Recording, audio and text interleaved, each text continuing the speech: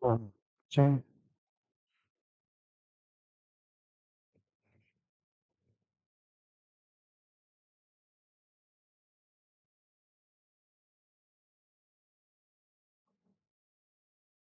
Sophie's getting a bit tired, a bit iffy. On that side. No.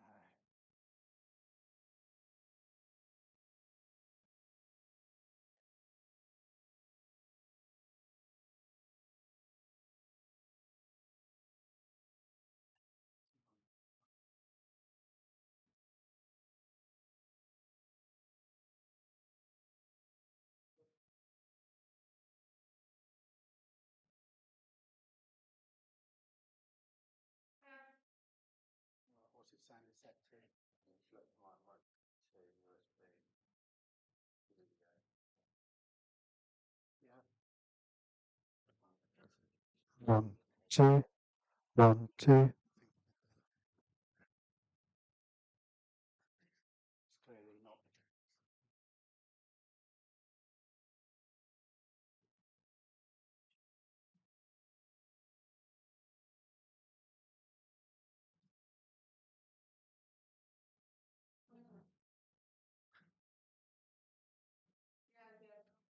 Skip side. Well, you're on. Two, one, two, If I transition that. one, two.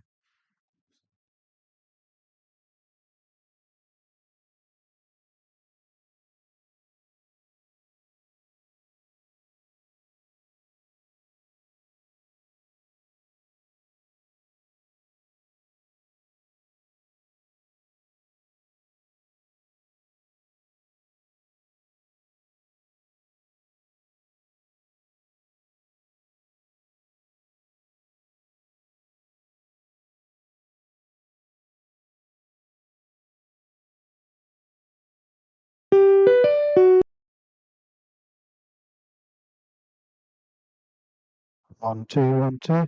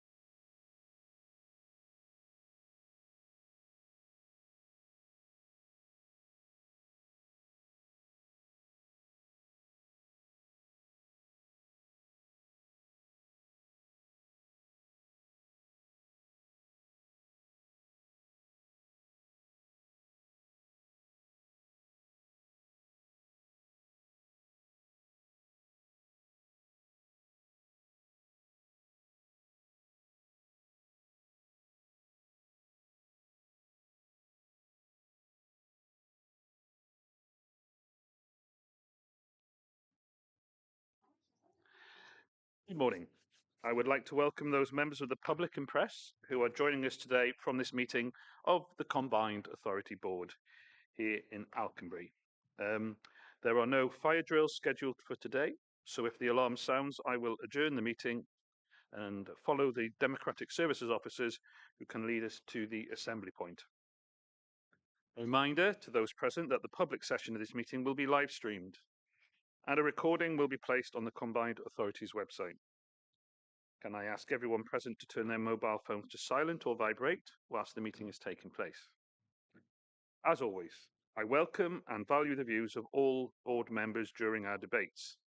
I do, though, reserve the right to exercise my discretion as chair during the course of the meeting to determine the time permitted for speeches and the number of speeches to be made by any member or officer in order to manage the meeting efficiently.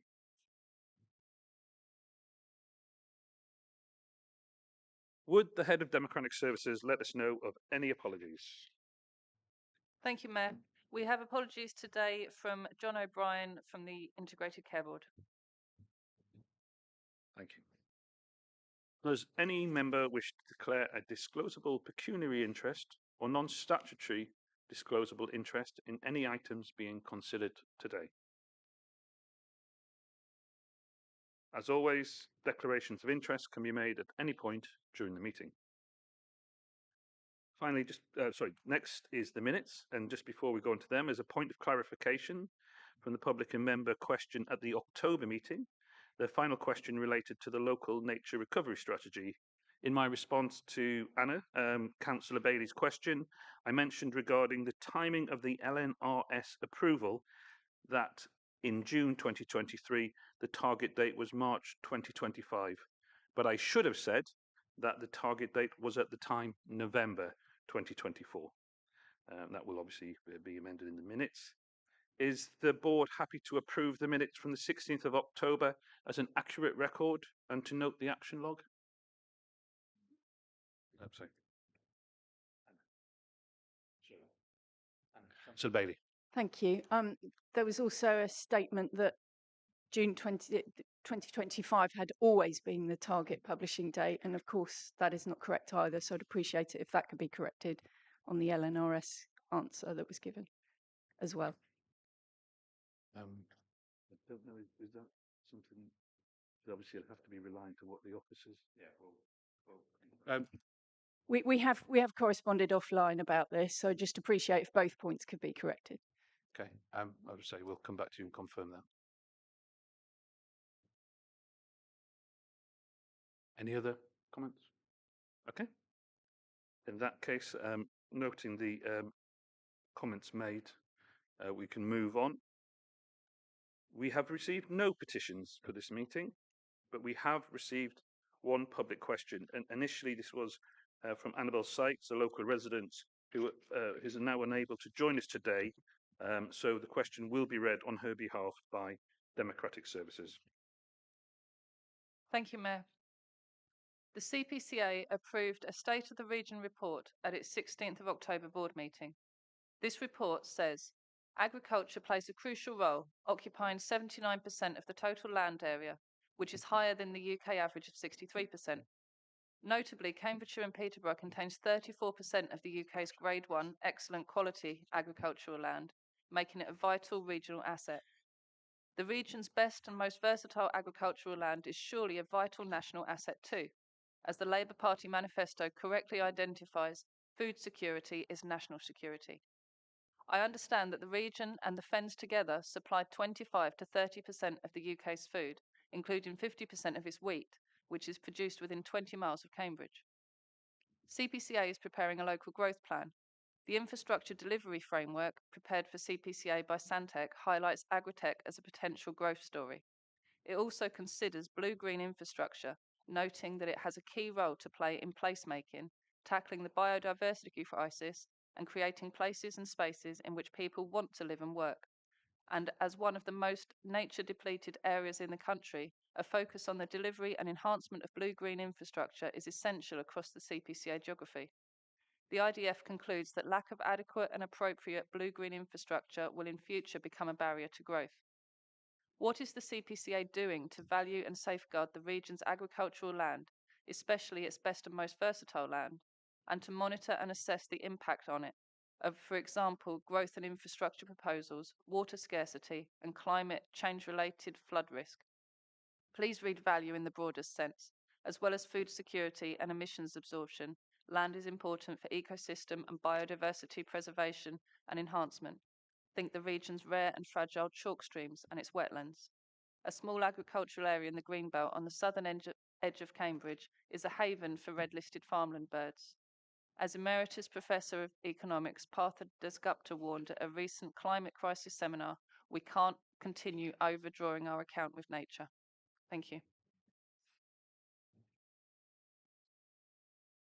I want to say thank you to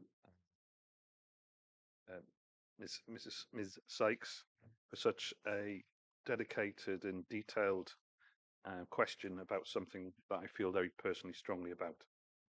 But as a whole, Combined Authority also recognised the value of our natural assets. This is at the forefront of our shared ambition statement. Alongside our rich history and communities, our natural assets, including land use for farming, are key elements that ensure Cambridgeshire and Peterborough continues to be globally recognised for our groundbreaking achievements. Agribusinesses are important both to our economy and through their management of land, our environment. Earlier this year, we received a report into the strengths of our agri-tech and clean tech sectors and how to encourage that potential. We have supported innovation in agribusinesses. Agricultural land does face challenges. Much of our highest value agricultural land already benefit from the extensive systems to provide flood management and resilience. We also have natural habitats that are sensitive to the use of farmland. The impact of a changing climate is putting more pressure on these. The government is undertaking major investigations into the long-term investment needs to maintain flood resilience. The authority will continue to press for the right level of investment in our area. As Mayor, I have raised the issue of funding for internal drainage boards with the Secretary of State. The authority has also provided capacity funding to organisations such as Fenland Soil and Natural Cambridgeshire to help them in their work on developing locally led solutions. We have also provided a nature fund as a demonstrator to encourage more investment in biodiversity schemes. We are also working with Water Resources East in nature-based solutions for water management for agriculture. The authority is currently developing its local nature recovery strategy that is identifying vulnerable species and habitats. Representatives of the farming community, including the NFU, are helping us to understand the potential issues on farmland. We will be seeking views on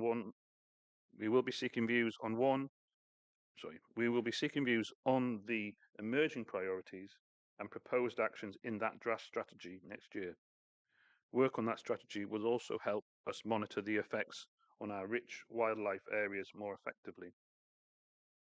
In our emerging local growth plan, we have work streams on infrastructure and sustainability and must continue to put this at the heart of our vision for the next 10 years. Thank you again for the question. Moving forward to item 7, the forward plan. Are there any questions or comments, or can we take that as approved? We have to vote on this, so those in favour? I think that's, unanimous, so it's carried unanimously. Thank you. Moving on to item 8, the Combined Authority Chief Executive highlights report. Rob Bridge, our Chief Executive, will now introduce that report. Thank you, Mayor, and morning, everyone. I'm going to take it that board members have read what's in the report, but there was a few things that I wanted to just add to. I think importantly, the starting point being that of the development of the local growth plan and where we are in that journey, working with all of your council officers and yourselves in terms of developing our key priorities and binding constraints for the area of Cambridge and Peterborough, but also working with other mayoral combined authorities across the country. As you know, this has been quite an iterative process with government over recent months to develop the first stage of emerging priorities and binding constraints and fitting into the National Industrial Strategy, which was released as a green paper a few weeks ago, and still leading into a process that, as we head to the spring and multi-year settlements, interventions, with government and other investors will be hopefully identified as part of the multi-year settlement programme, and local growth plans would be formally approved in the summer, still to be clear on how and what. And from our sort of discussions and our progress, the feedback from MHCLG continues to be that as a combined authority, we've been really progressive and worked really closely and positively with government. And as you can see, we've put forward sort of three main priority areas, which do have a catch-all on some of them, but focusing in on science and technology, and that to include agritech as a strong element of that, because agritech at this point in time hasn't come out in one of the 8 main themes of the National Industrial Strategy. But that doesn't mean that might not change depending on feedback nationally around that. Focusing in on the opportunities of advanced manufacturing materials in our area, which we know is strong, and also looking at how we use digital and defence and our digital infrastructure, elements that we've got evidence for our area that are strong sector elements that can feed into the national picture and can help with the national industrial strategy and how we take forward the growth across the country. Obviously, then there's these binding constraints and the areas that are of challenge to unlock the growth. And I suppose in many ways they aren't a complete surprise to any of you around this table, or perhaps any residents, businesses that would be looking in terms of connectivity, utilities, energy, water, as we know, has been a real challenge of recent times in some of our areas, and obviously that housing also. But what we're trying to do over the next 2 weeks, leading into the end of this month, early next month, is how those binding constraints are best articulated as part of the document we need to submit, and whether or not you bunch the utilities part together and actually then focus on we want the right skills in our area, but to allow that to happen, you need the connectivity, the travel, and the housing to support it. And that's a live conversation taking place with MHCLG, ourselves, but also other mayoral combined authorities in terms of how these final submissions go in, with still an expectation that mayors will receive these remit letters from government at some time after this that sets out where we link into the National Industrial Strategy, and as I say, leading into that more detailed conversation around what intervention opportunities there are into the single settlements. So I think, an important point, and I say it each time we meet, but I'll say it again, a massive thank you to the sort of resource effort from everybody to get us to this point. There has been a lot of work across all our councils with all of the different, professional people we have and skills that we have to bring this to where it is. The other thing was I mentioned, obviously, the autumn budget was 2 weeks ago now, I think, and a few important elements within the budget for ourselves as a region. Obviously, a commitment around the further progress around Cambridge and the £10 million that has been identified. East West Rail, as everyone has, I'm sure, beginning to see that there will be a launch of a consultation tomorrow. Confirmation around levelling up fund and broadly for us, Peterborough Station Quarter, which is really important, and also the continuation of the Wisbech Town deal across, within our area, a new prospectus. We haven't seen that yet. I'm sure Councillor Bowden hasn't seen it either yet for Fenland area, but it's important that wasn't lost. And then UK Shared Prosperity Fund, where there was concerns about what that looked like into the next financial year. That is going to continue, but at a lower amount. So it was about 1.4, 1.5 billion across the country. It's going to be 900 million. We don't know yet what the allocation for our area is, and there's still focus needed across our councils around fulfilling the projects that finish at the end of March, because that still is a need from government to ensure that we spend and use that money that was allocated to us in this financial area. So we're working on that. I think some other bits, we're still waiting for some detail around the trailblazers around getting Britain working. We're hoping that we may be part of that conversation, and I think that would be important that we can be involved in that. And obviously there was elements around integrated settlements, and I think what I'd say about that is we always knew that Greater Manchester and West Midlands would be going in April. They've always been at the trailblazer. They're always going to be in that. We also knew that the next tranche would be the sort of 4 that were mentioned, and I've been liaising with MHCLG about when is our high, when would we be expecting? I think it would be the year after, depending on a number of things and conversations that are very live around the white paper into devolution that we expect to see very soon.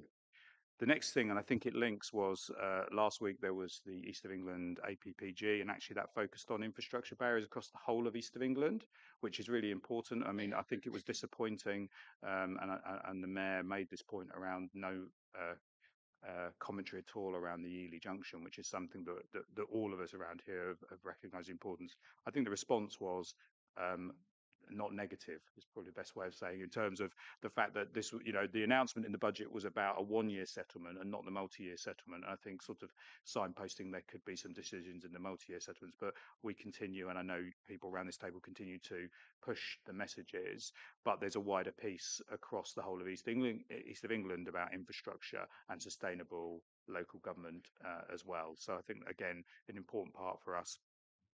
The other thing I was going to mention, we were involved in a Homes England investment symposium a couple of weeks ago. We had colleagues from Cambridge City and Peterborough City along with ourselves. We were asked if we would like to be there. I think that's really good. This is a new thing. This isn't the first time they've done it.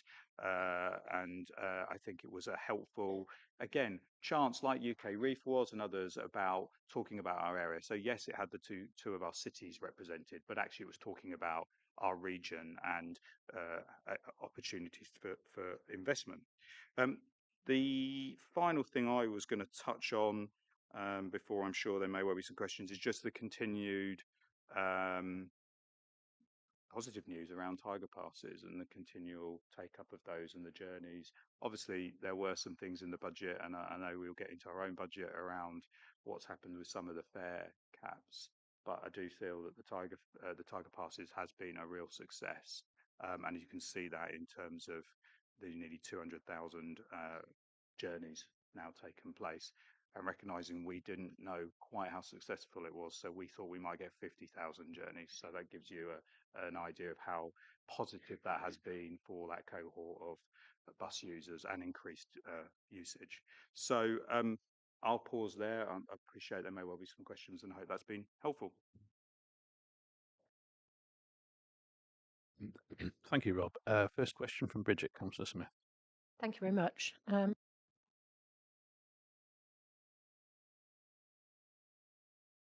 There, jolly good, thank you. So one of the other things that was in the budget was about pan-regional partnerships and the announcement there's going to be a consultation probably any day now on pan-regional partnerships. So obviously we are part of the Oxford-Cambridge pan-regional partnership. So I'm assuming that we are going to be participating in the consultation and there will be a formal response from this body. And I'd just like to know how that's going to be managed. And please, can I be involved in it? And is it something that's going to be signed off just by those of us who actually sit on that board? Or is it something that's going to have to come before the whole of the membership? I mean, my personal feeling about it is that there is an opportunity linked to East West Rail for coordination of optimizing the economic benefits of East West Rail, which currently doesn't sit with anybody.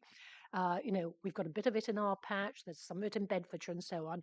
But if there is a pan-regional body looking solely at how to optimize the economic benefits of East West Rail, I think that would present significant added value to very many councils across the region. So Councillor Smith. So yes, we will respond, and that's the important point.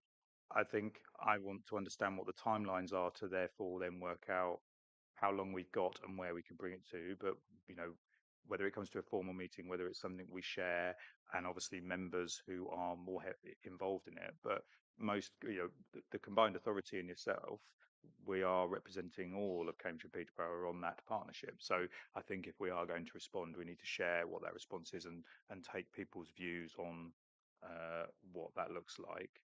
I do think that you're right around the opportunity around economic benefits of East West Rail and how that works. And the Mayor may want to say a little bit more about the sort of feel of where there are mayoral combined authorities and different devolution conversations and the white paper coming, that's why the direction of travel, I think, has happened around pan-regional partnerships. At the same time, the same has happened with previous LEP and business board arrangements, where there was more of a joined up arrangement across the country that equally has been informed that they're going to be in part of a consultation and their funding withdrawn as well.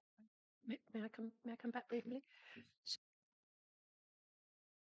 So added into that, with my environmental hat on, which I have both here and obviously on the Oxcam PRP as well, I think I'm very keen that we use our influence to hold East West Rail to account on net gain in particular, because I think there is a serious risk that opportunities for to achieve significant net gain might not be taken as other priorities.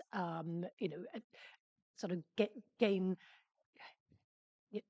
are seen as more important. So, I would welcome a really strong voice from this body on the fact that East West Rail, any major infrastructure presents threats and opportunities to the environment. And if you get it right, it can be really good. And if you get it wrong, it can be really, really dreadful. So when I first met with East West Rail, and I think it was quite a different lot of people actually, 6-7 years ago now, I was pushing them for 20% net gain. Pretty sure that's not coming. But why not? We're seeing development at Waterbeach delivering 25% as a minimum. It's quite possible. So I'm hoping that we will lobby for it to be a real exemplar, both of economic development, but also of environmental enhancement as well. Thank you. Thank you, Bridget. I will come back and comment at the end, but I'll let Lucy. Do you want to come in? Councillor Nessinger. Thank you. I was going to make a slightly different, I'm very happy to comment on what Bridget said, and I will, but I was also going to make a slightly different point, so I don't know whether you want to take them all. Okay.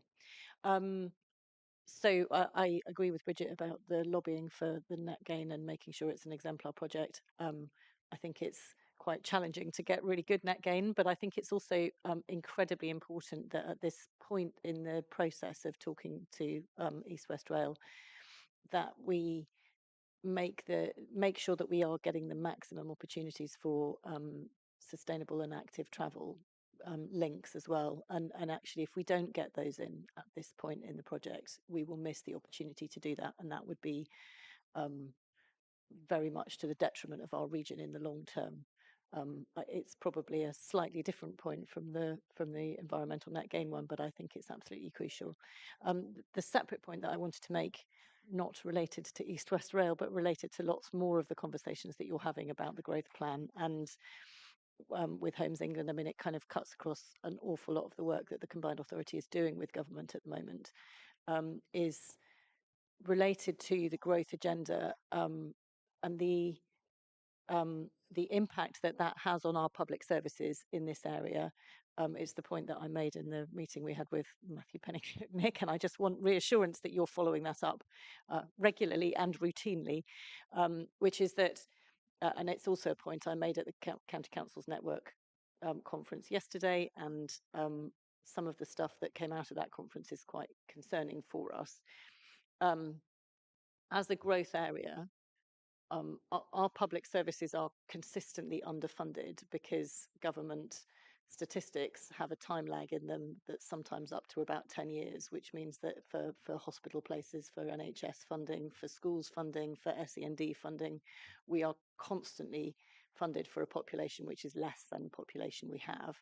And that means that our public services are chronically running right across the board at a level below what they should be. If government want to encourage areas to grow, and I think we all want to make sure that our economy is growing because that's really important, they have to make sure that places don't feel penalised by that growth. And at the moment, that's not how our population in Cambridgeshire feels. I think they feel that they've had an awful lot of growth and they don't feel they've had very much back from it. So if we can make sure that message is getting across at every opportunity that we're talking about this, because it's not just this area that it's a problem for, and it will be a problem for all high growth areas, and it's going to be a barrier to the government persuading populations that this is what we need to be doing if they don't get it right. The other thing that came out from the County Councils Network conference is that government are thinking about doing a redistribution among local governments on what is called fair funding, and we've all been arguing about what fair funding for quite a long time. Fair funding means different things, different people, and the concern is at the moment is that if a lot of it's redistributed on so-called deprivation characteristics, many rural areas will lose out significantly. And I think Cambridgeshire will be in that category. And if we have that happen, it will be even more difficult to persuade people that we can take even more growth.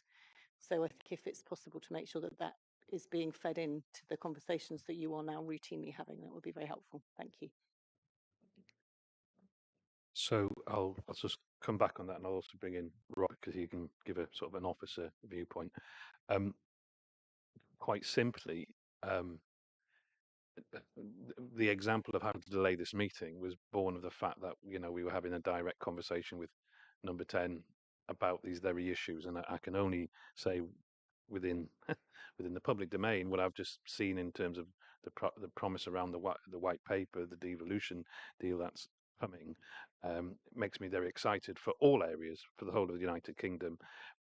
But the point about being able to kind of feed in at this stage, and it is a little bit because we're there, whereas many other parts of the country don't have combined authorities. It does feel that we're being listened to, and so those points you make are made. I'll let Rob, who has more conversation, come in on that and give further reiteration about that.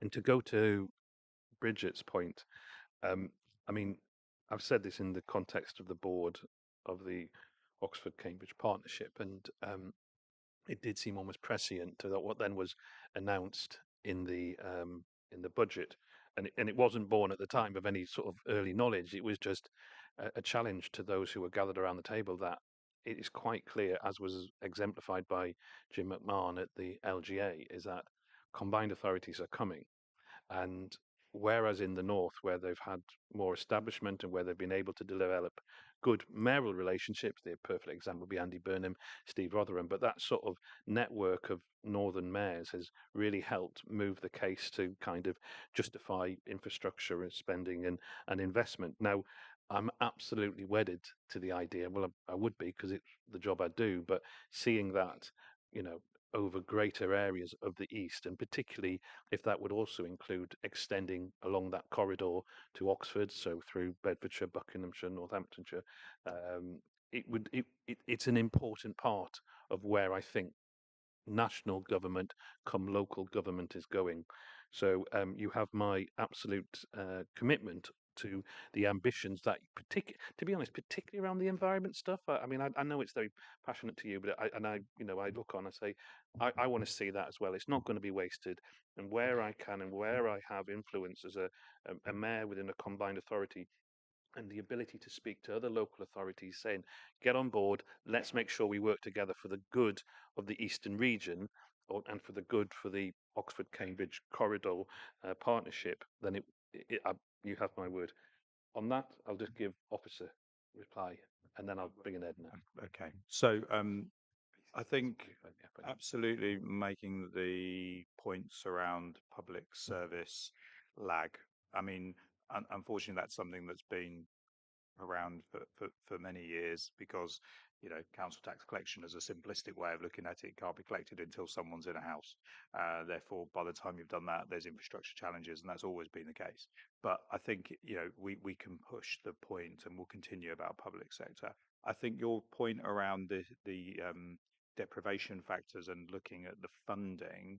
So my understanding is they are looking to do some of that for this round of local government settlement, but I understood maybe in a phased way. But I fully appreciate that that's going to be a challenge maybe for this area. I think, all mayors have been saying regularly to government that sustainable local government funding for the local authorities in their area is as important as the devolution white paper and what the future holds with mayoral combined authorities, because without functioning councils that have the right funding in place, and different bodies as well that we have represented around this table, then you can't deliver anyway. So I'm sure the mayors will continue to do that. I appreciate that what we're expecting is a local government finance policy paper in the coming week or two, was my understanding, which usually comes about 3 or 4 weeks before the settlement, because settlements always come just before Christmas. So finance people can have the fun of over Christmas and eating turkey, working out what the numbers mean to their council. So I think and that might give more clues to how that's going to be implemented or not, or what that means, but fully appreciate that could have challenges to many, not just the county council, other councils who are sitting around this table. Okay, so it would appear, Rob, that your report has piqued quite a lot of interest. I've got Edna, and Daryl, then Anna, and then Sarah. But Edna, Councillor Murphy. Thank you. I presume it's on. Yeah, I just want to ask a question and make a point, really following on from the points that have been made already. The first about biodiversity and infrastructure developments in our area. We're not starting from a blank page. We have had the A14 project. And so I do want to know what the combined authority is doing to learn the lessons from that, because National Highways explicitly promoted that there would be, and promised that there would be biodiversity net gain from that project. But a recent report post completion evaluation shows not only that there's biodiversity net loss, and it's not all to do with the trees dying, but that it was always going to be a biodiversity net loss, which was not what was promised. So there is a great deal there that needs to be unpicked and understood so that we can ask the right questions at the beginning of the process. And as I say, I want to know what the combined authority is doing about that, about learning the lessons of that, in order to go into a better position on East West Rail. And I'm very happy for that answer to be reserved and responded to over time. The other point is really, once again, I see nothing in these reports that are anything other than housing and transport. And while they're transport vitally important, these other public services, notably health, notably fire, notably police, are part of what make communities work properly and keep us safe. And not represented at all on this board is the third sector, which charities, community groups, arts, culture, not at all represented. So I just really emphasize that we really must, in seeking the broad understanding for what supporting growth means, it is about fair resourcing. Absolutely agree with that. But it is also about considering all the infrastructure, not just housing, transport, with other stuff following behind, because that is part of the pain factor of local residents. They have confusion or difficulty about their primary care. There's difficulty with there's certainly life services like um, fire and I dare say police are extremely stretched and it's a really difficult road to path to walk on. So, Edna, I'm just on a point of clarity. Is that feedback, critical, positive, in terms of the report, or are you talking about a bigger the 10-year growth plan, which is obviously reference within the report? I mean, I'll let Rob come back on it, but I kind of, there's much of which you said I absolutely agree, but I would also argue that the charitable sector could be represented by all of us individually, and certainly within the business board. We have lots of examples. Could you clarify that a little bit for me? Yeah, I suppose what I'm really saying is please be mindful when presenting, for example, the corporate strategy and budget, that it does mention transport. It just sort of doesn't mention anything else. So climate is important, biodiversity is important, um, and the broader understanding of what a community and what growth impacts for what is needed for sustainable growth, which we all know and we discuss, but it could be helpfully more explicit. Uh, Yes, I guess what's interesting is that all of us have in front of us a copy of the shared ambition, and obviously that's a piece of work that we've done over the whole of the year, where we have as a organisation engaged. It is my reflection that it should be almost part of our regular vocabulary whenever I certainly speak, so it should definitely be within mine. But I would argue and hope that when individually you speak at the fire authority, or we have Daryl at the police and crime, or individually at constituent authorities, that you also, as well as aligning and representing your own ambitions for your own authorities, you would actually be willing to mention the shared ambition of the combined authority that is in that overarching position. I think it's only fair for you to maybe come back. Is there anything you want to comment there, Rob? No, I mean, I just want to give reassurance that in the conversations at chief exec and officer level, the fire service, the health service, the police colleagues are involved in those conversations.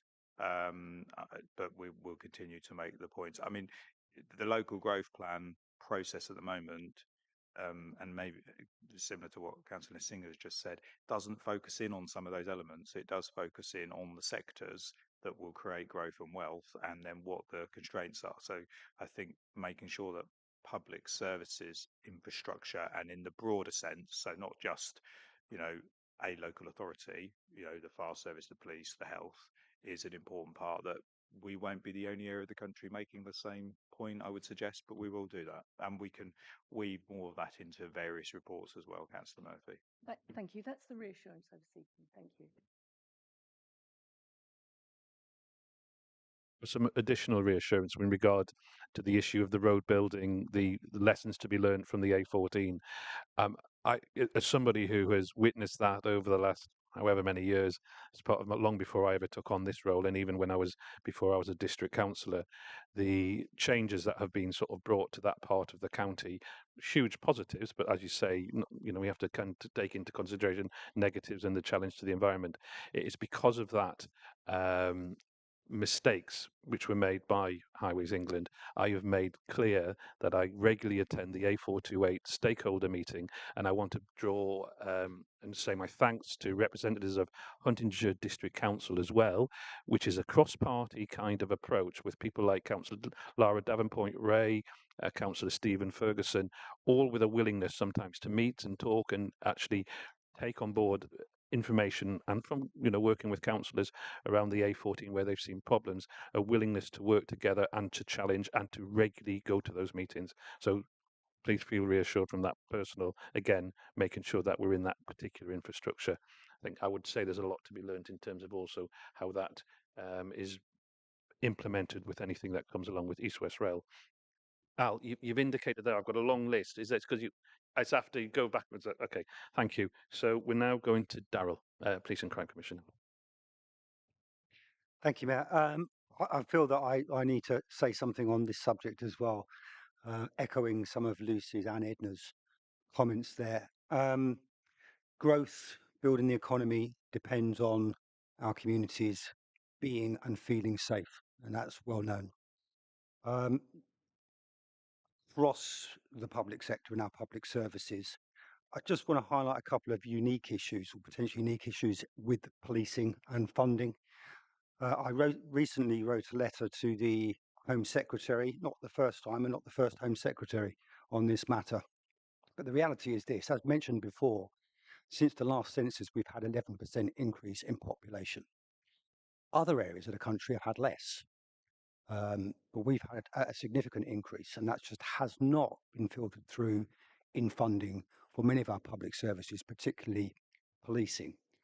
But there's also two other issues. One, our police officers and staff recently received a significant pay increase, which I welcome. They deserve that. And the message around that is fully funded centrally from government. Well, for somewhere like Cambridgeshire, it is not, because it is based on a funding formula. And in effect, we are well over £500,000 short, which we will have to find from our own budgets, our own local taxpayers. I'll move on to the national insurance increase, which I know will be an issue for the Combined Authority as well. Once again, we anticipate that we will be allocated money according to our funding formula, which will be another £500,000 out of our own budget. So let me be clear, the previous government failed to address this issue as well. And I do hope that this new government will be listening when it comes to that funding formula. And it's interesting when we talk about fair, what is fair? You know, I get our urban areas, London, Birmingham will receive more. I understand that, and it's probably for the interests of people in Cambridgeshire and Peterborough. But population has got to be a significant factor, particularly based on changing crime types and the way police investigate crime as well.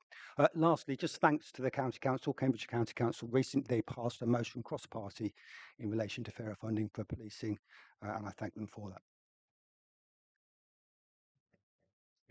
As you say, can you alluded to Edna, having the voice of the Police and Crime Commissioner. I'm sure in terms of, he's not here today, but the NHS representation would say something similar. Very helpful, Darryl. Anna, Councillor Bailey. Yeah, thank you, Matt. Yeah, I mean, there's no doubt that Cambridgeshire and Peterborough is revenue poor in terms of its funding settlement. We've known that for many, many years. We've all been fighting in a united way around that.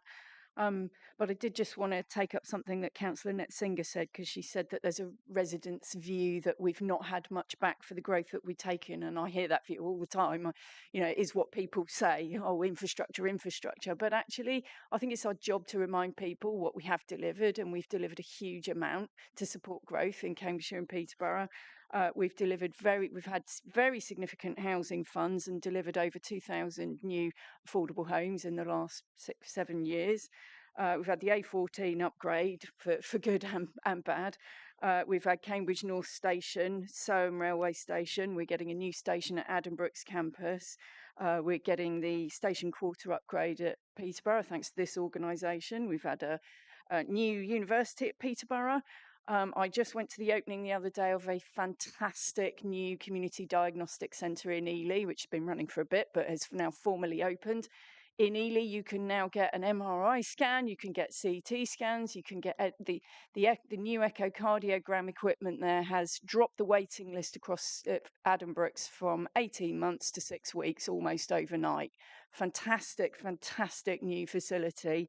I hope that we will still get the Cambridge Cancer Hospital, which is under threat by the current government. I understand there are funding challenges, but that hospital is not just a hospital. It's incredibly important for the future face of cancer across the country and the world because of where that hospital is located.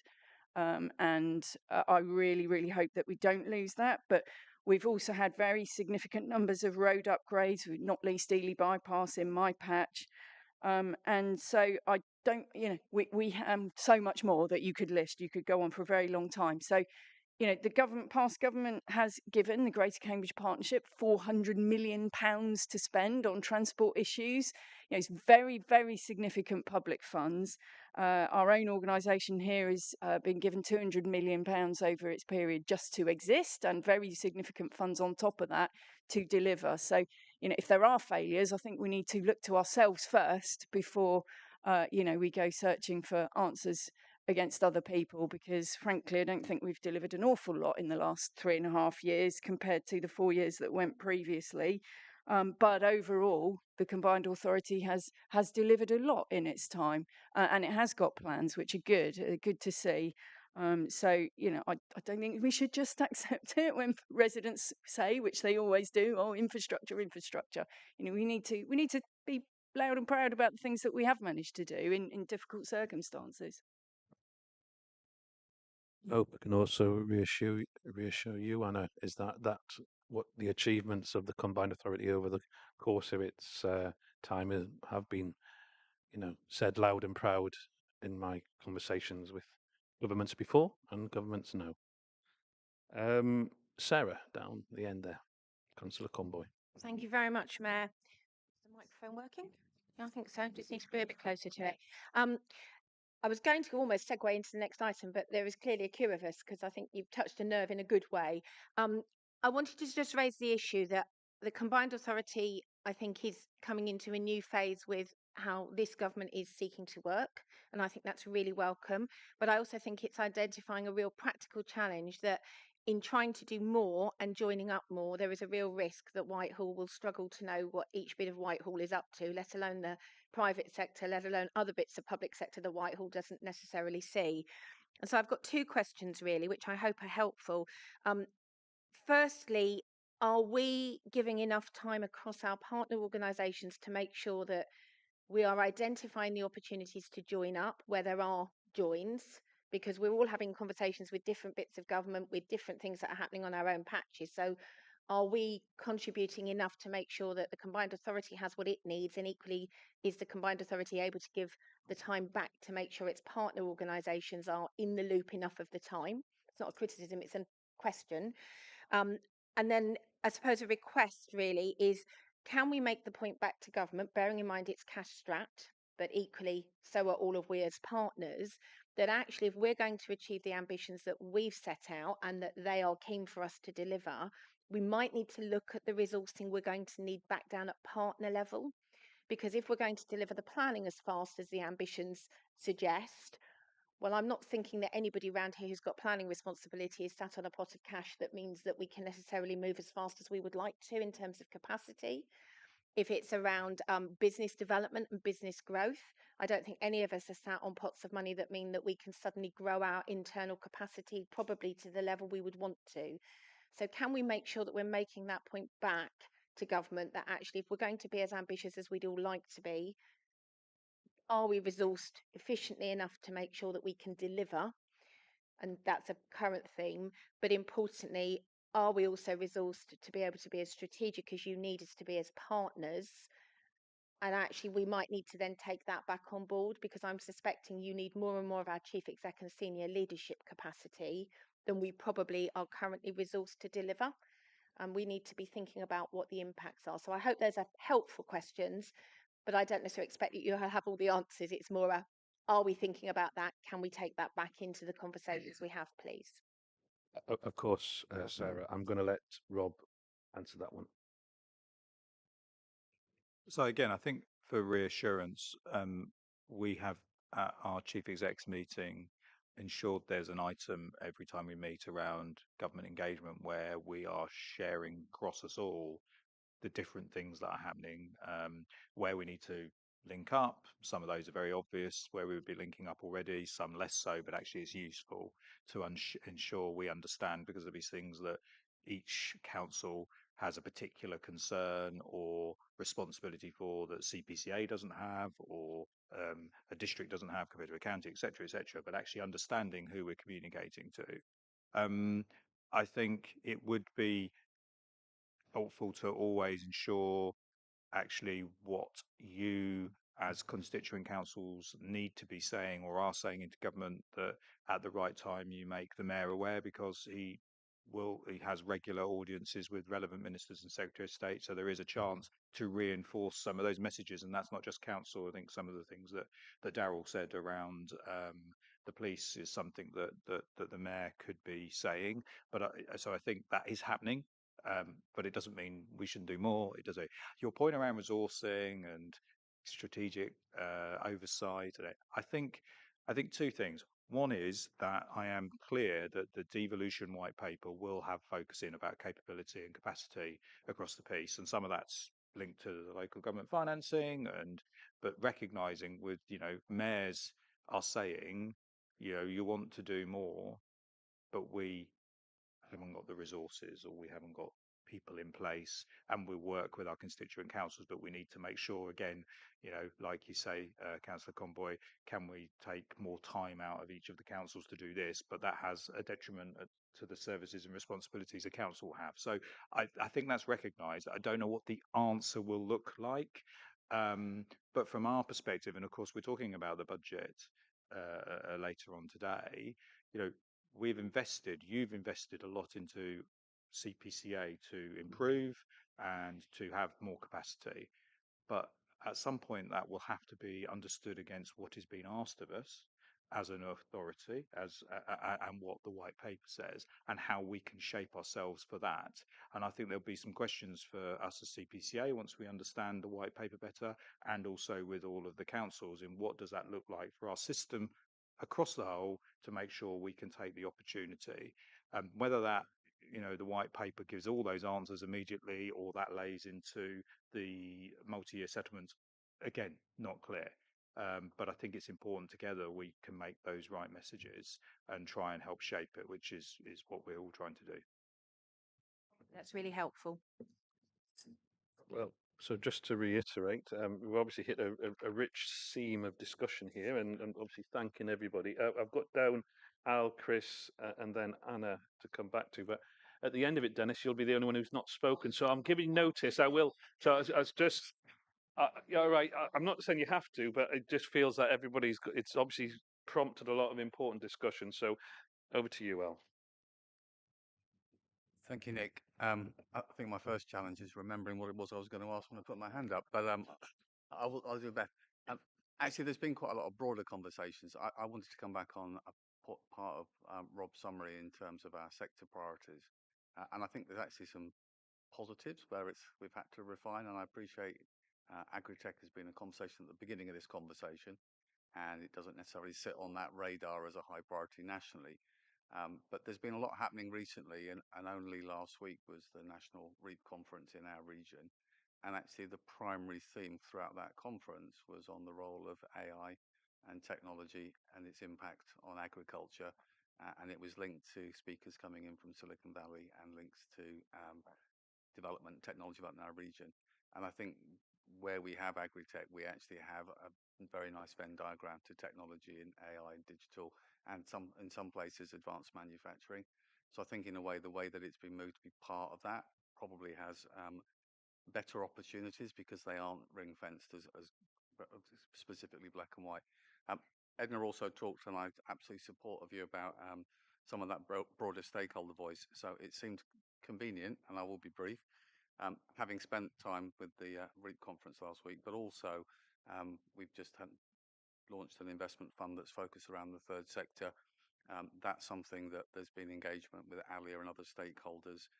A number of us from across the business board and broader officer team over the last few weeks have been going out meeting with charities and other third sector providers. And I always believe you go with one purpose, but actually the bigger part is that you learn and feed that back into the challenges. So I think we don't always signpost it and link them together, but there's quite a lot happening in the background to make sure that there is that broader voice on those strategies. But my final point was just that actually I think whilst we're always going to be what's the next step, I think our priorities and our growth strategy is pulling into something that's much more cohesive, and I'm very positive about the work that's been done to date.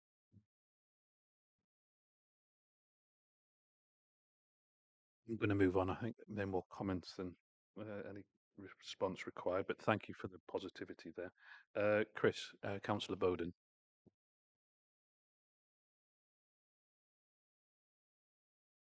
Thank you very much indeed, Mayor.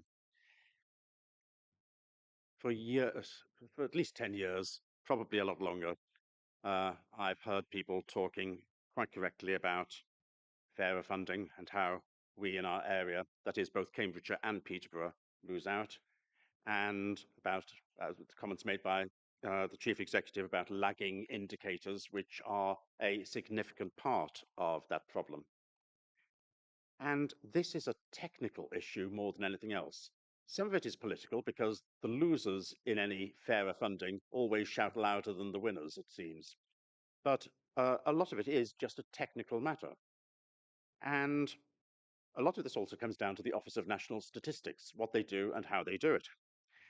Now, if we look at deprivation, which is a major factor in looking at fairer funding, and I think this government is going to rely on deprivation more than the previous government did.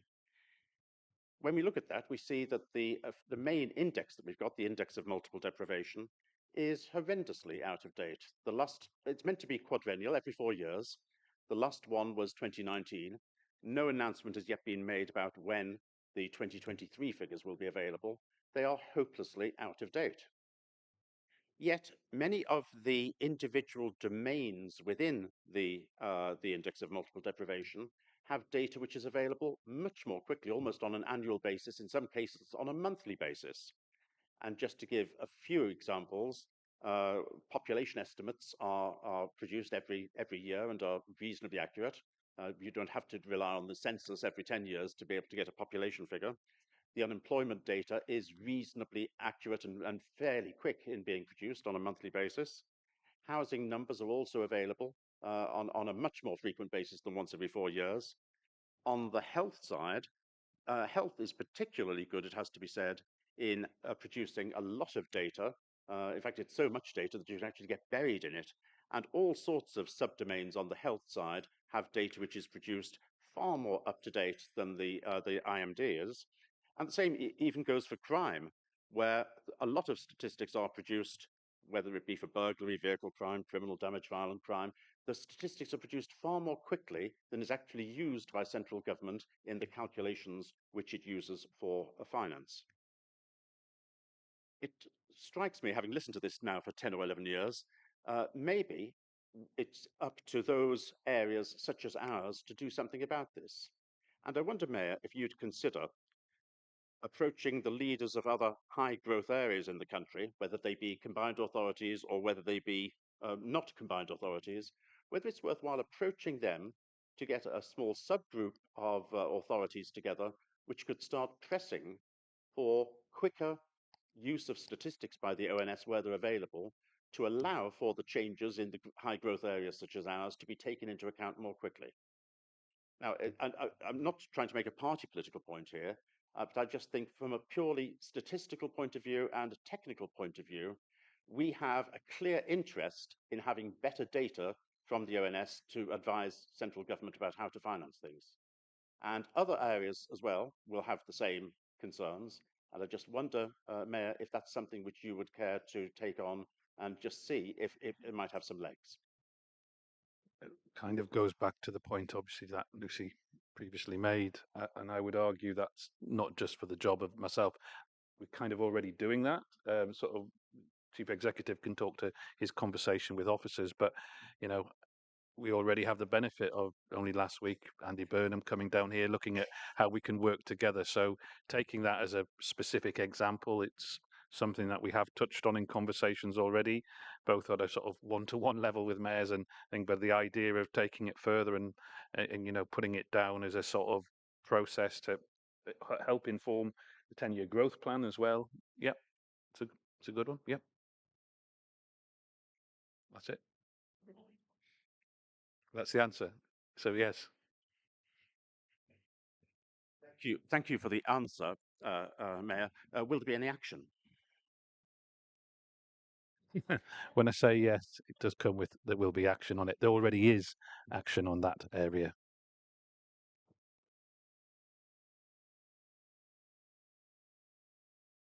Anna Smith. I always love every time you're in a new place, you've got to work out how to use the mics and you get everybody pressing buttons. Mine is really short, but I think Councillor Bailey made a really important point in terms of the fact that we all need to say more about the successes of the combined authority and all the great work that's being done. So I wonder if possibly we could ask someone from our comms team to get a list of all the things that we as board members could be talking about regularly, getting into our own comms, getting into the things we might write in local papers, so that we absolutely are all doing that. So if I could take that suggestion, I think it's a really good idea from Councillor Bailey there. Okay, well, that sounds one I would certainly take up with the officers, and I'm sure Rob's nodding there, so that's good. You're straining at the leash, Councillor Jones. Dennis, do you want to come in and? It's but by no means the least, I'm Yeah. sure. Mine's very dull, actually. It's about the skills boot camps, Rob. Interest in the 16 weeks, having worked in the sector, level 2 to level 5. I'm sure you can sort of upskill, cross-skill somebody in 16 weeks. What about level 5? Is there any empirical evidence that this is? I've seen people getting in interviews and jobs, and I'm entirely supportive, and just wondering how that can be further embedded. You know, we talk about prisoners in the final thing. Is there anything that's saying people are getting HNDs in 16 weeks? It's a big ask at level 5, not so at level 2. You know, it's there, but it just I'm asking. I want to know. Rob, I think, do you want to comment to that, and maybe if you could wrap it up from a final comment, and I'll hopefully move on. Yeah, I mean, so Councillor Jones, I'll probably have to come back to you with the very specific, but I am someone who did a HND, so I know the important. No, don't talk to my parents. It didn't take 16 weeks. I think, but I do think there's a real opportunity. I think coming back again to the white paper and Skills England and further skills opportunities that may come within that, and that may affect some of this element, but wider, because actually it comes back to the point I made around the local growth plan. And actually, for us to have growth in our area, we can talk about infrastructure, we can talk about housing, we can talk about transport and connectivity, but unless we can ensure that people have the opportunity to develop the skills in our area, to work in our area and help businesses, actually some of those things are not as relevant. And so there's a big piece around making sure that that joins up, and we and through skills boot camps and wider, that we can do more around upskilling our residents and the opportunities, the pathways and the signposts. I think that's really important. Don't get me wrong, I'm entirely supportive, but it just appears in a report. It feels good, but I'd just like to look behind the headlines. Yeah, well, congratulations to Rob. I think that's your report has managed to create a whole hour of conversation that I didn't really see coming. So that's good in terms of how much comment there's been. They were very constructive, bringing it together, but I'm just mindful of that. This may well mean our meeting is going to take a little bit longer. So if, as we move through, please let me know if you want to have breaks, or if indeed how we're going to work around lunch as well. And if anybody does have to leave early, which I'm not aware of, but just to summarise, thank you. You've all spoken. I think that's been very helpful in all areas. There's a few actions to go away with, and it's now time to move on to item 9, which you don't move away from the responsibility, Rob, because you're now down to speak as item 9, Homes England Strategic Place Partnership, with you introducing the report. Thank you. Thank you, Matt. I thought this would probably be the longer item. So if we just had an hour, let's see where we get to on this one. This is coming forward to gain agreement to have a strategic place partnership with Homes England. This has been developed alongside colleagues at Home England, and this started at the beginning of local growth plan conversations and discussions we were having with Homes England, but also is something that the white paper again will make reference to strengthening relationships and partnerships between mayoral combined authorities and arm length bodies like Homes England. And you may well have seen in the last week there has been announcements around the leadership of Homes England, and earlier this week the interim chief exec was announced, Eamon Bolin, who has a lot of experience in regeneration, but one of the things he's talked about already in his press release is around strengthening the partnerships with local areas. So hopefully, again, you've had chance to read the report. But what this is looking to do is to set up a strategic place partnership that would have the opportunity for us as an area to influence Homes England work, investment priorities, and where they would look to be doing things. Now, they are doing a lot in our area now, and some of you around this table and your teams will know about that, where it's things in your area, but not always, and they're not always engaging and able to engage until actually you suddenly find that something's going to be happening or a planning application comes through. And the idea of the strategic place partnership is to develop a business plan and then a delivery plan that is reviewed on an annual basis, to ensure actually that Homes England investment and focus is in line with the priorities of the region and your councils through the mayor. And these have been signed up to in other areas: Greater Manchester, West Midlands, West Yorkshire, and recently you may have seen Liverpool City region. And for us, it gives a real chance to help influence and get an investment pipeline. What it doesn't do, it doesn't make the Combined Authority a delivery arm of housing. I think it's important to say that. That's not what this is about. This is about a partnership around the investment pipeline. I think in terms of the governance and the objectives and everything is set out, but in terms of the governance and how it would work, a partnership board would be put in place that would meet probably twice a year. It would have relevant directors of Homes England, myself, the mayor, exec director of Place and Connectivity, and we've also suggested that Councillor Smith, as the chair of the Environment and Sustainable Communities Committee, where the housing elements tend to go through, but it's not just, is also involved on that board. Below that would be a more operational group, which would bring in relevant officers from councils as well as Combined Authority. And in terms of how we shape that, using the mechanisms we currently have in place through how we engage with you as leaders outside of the board meetings, how the chief execs meet, but importantly also I think place directors, where the housing and place shaping part sits, is the sort of relevant way of bringing that through. So I think this is a really positive step for our Combined Authority. It's us stepping into a space that many others are. I think it's timely in terms of the situation that we have, as I say, with the white paper. The final bit I wanted to mention, I'm sure there'll be some questions, is obviously there's a lot of interest at the moment in Cambridge. The previous government were interested in Cambridge, the new government now, and there's been further communications which are in the public domain in terms of Peter Freeman being one, made clear that he is leading the delivery group, and obviously the leadership changes to Homes England make it clear that he will be able to focus even more on that from March when he steps down as chair of Homes England. We're really clear that within the Memorandum of Understanding and the relationship, that work for Case for Cambridge will not be a direct part of this strategic place partnership, because it's being dealt with in a slightly different way. And actually, leaders and councils, mayor, are involved in that specific Cambridge piece through the Cambridge Advisory Panel. However, it will need to have some alignments, because there will be things from an infrastructure point of view and a housing point of view that may overlap, but it will not be dealing directly with the Cambridge element. It will be about the rest of Cambridgeshire and Peterborough and more of the focus around those areas. So I'll probably pause there and allow some questions. Hopefully the recommendations are clear. I think this is, as I say, an important step for us. Yeah, you can. That is. Sorry, I'll just write that out.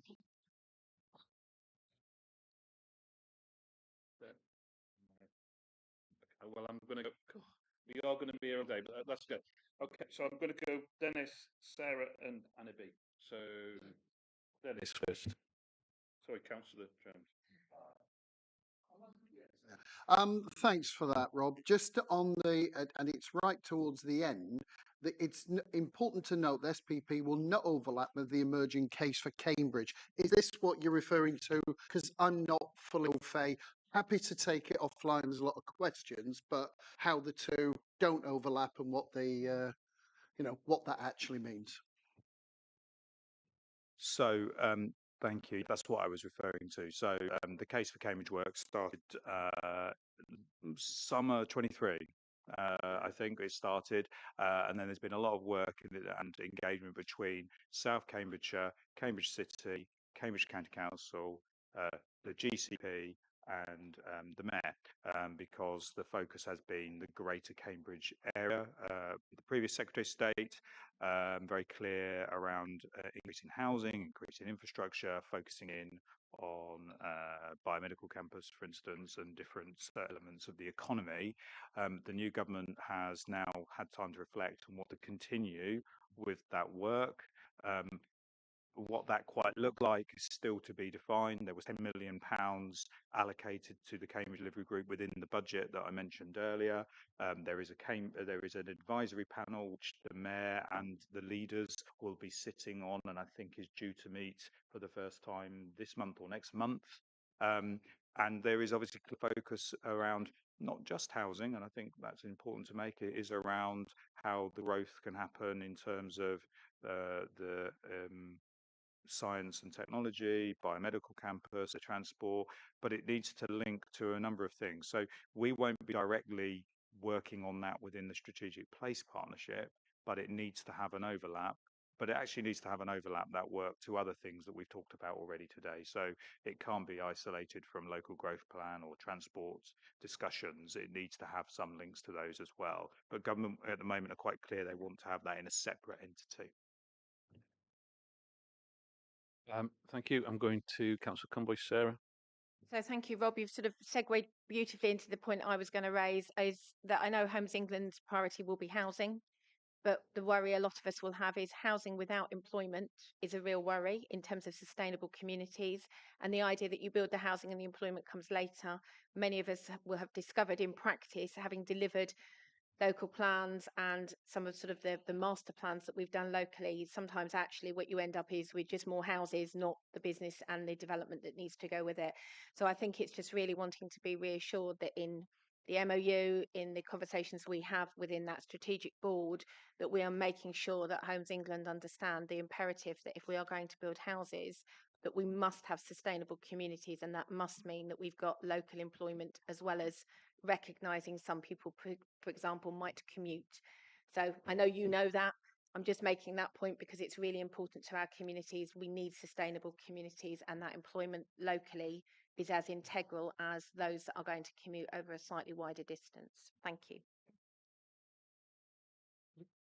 If you want to come in here.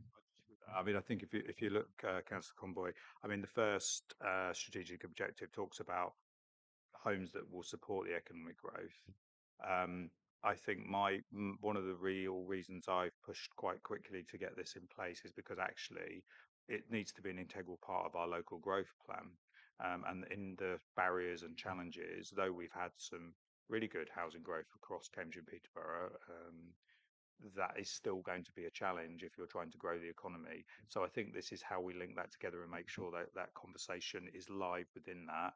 And I think that's part of why, again, the direction of travel is a stronger relationship between mayoral combined authorities and Homes England is sort of really being a push at the moment in terms of direction of travel. Yeah, of course, of course.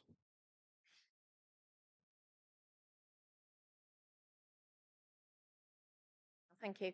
I think it's just really to make the point that that wording implies that actually you need the housing in order then for the growth to follow. I think my angst is, in some cases that is part of the dimension, but what we don't want to get is caught in the trap where actually we go down the path of saying that actually if you build the houses, the employment will follow, because actually then you get vast commuter conurbations, and actually not everybody is going to commute in order to fulfill an employment ambition.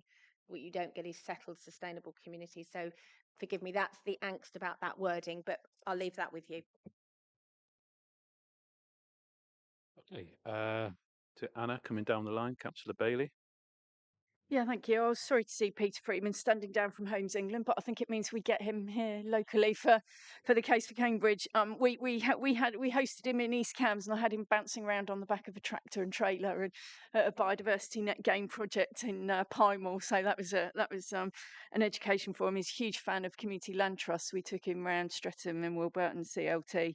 And he was very impressed with that. He's a nice guy, so I'm glad we get more of his time locally.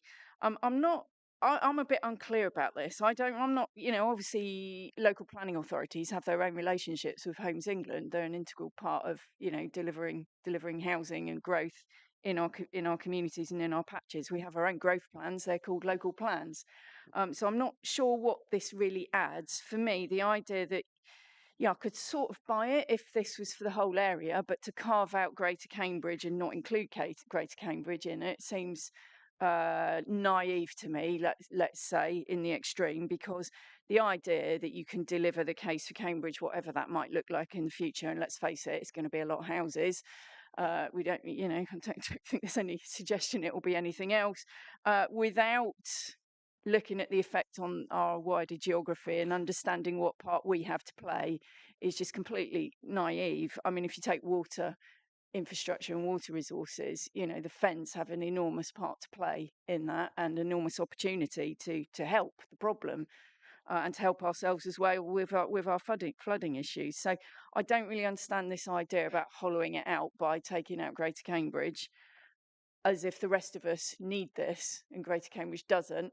But there is massive overlap, and I can get that argument. So really, my question is, what on earth does this really add? And whilst it all might be very contained at the moment with an MOU, we are delegating the finalising of that MOU to the Mayor and the Chief Executive without knowing what it might look like at the end of that. And this is the sort of thing that has all the hallmarks of growing massive legs very quickly. And there will be an almighty fuss if this starts to stamp on, local planning authorities and our remit and where the housing growth goes and all of that. So, and I'm also a bit unclear about resourcing from the combined authority. We don't have housing expertise in house anymore because we have no housing delivery arm or remit anymore. So and whilst it recognises the overlap with the case of Cambridge, it hasn't done the same for it. District councils, local planning authorities don't barely get a mention, frankly, in this paper, which is somewhat surprising. So I feel quite unsure about this. I'm not sure what we're signing up to be honest. I don't quite get it. I think you need to come back on that, Rob. So Councillor Bailey, I mean, in specifics, Homes England have got a lot of interest and a lot of investment going in to this whole region, and a number of significant amounts of potential pipeline activities that some of your planning teams may know about, some may not, depending on where they are in their process. But as a region, or even potentially you as planning authorities, don't necessarily get chance to influence what that looks like until it comes through as a planning application, right? I can be really clear, this is not about us becoming the planning authority. This is not about us making planning decisions. This is about getting into a relationship that helps influence with everybody, right? So it's not about, and I made your point about the MOU, which I'll come back to. It's not about the chief exec and the mayor going and looking at some maps and some housing and then going, that looks good, that looks good, that looks good. There we go. It is about working with the elements of your professional officers, through place directors and the housing teams, as well as you as leaders, to say, okay, we can now have detail on the investment pipeline that Homes England is looking at across Cambridge and Peterborough. And I'll come back to the Greater Cambridge point in a minute. And also chance for all of us and you as leaders of your places to say, well, actually, there's some areas here that we think are a good idea for growth. And if Homes England could be interested in them or could help facilitate funding or opportunities, that should be in the pipeline that they may not have picked up, and they would therefore end up in that dialogue. And they won't do that, and they won't have strategic place partnerships at a district council or county council level. This is something that they do with combined authorities. So it gives opportunity to influence and shape. It doesn't take away from anything that housing authorities and local planning authorities do at all, because that's not what we'll be doing. In terms of your Greater Cambridge point, I agree. Okay, it's not us saying actually the Cambridge bit needs to be.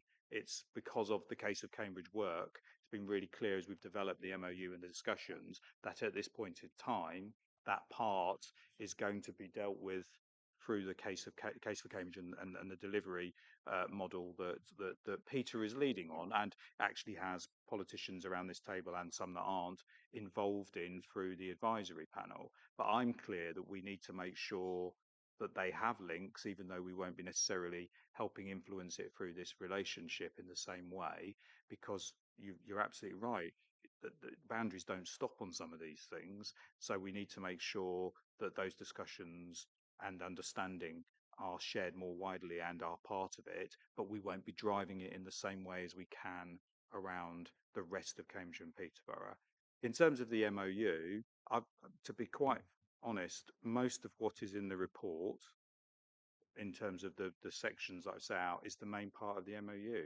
We will be working through that partnership board and that operational group to review the pipeline that the Homes England have already got, looking whether we can add to it.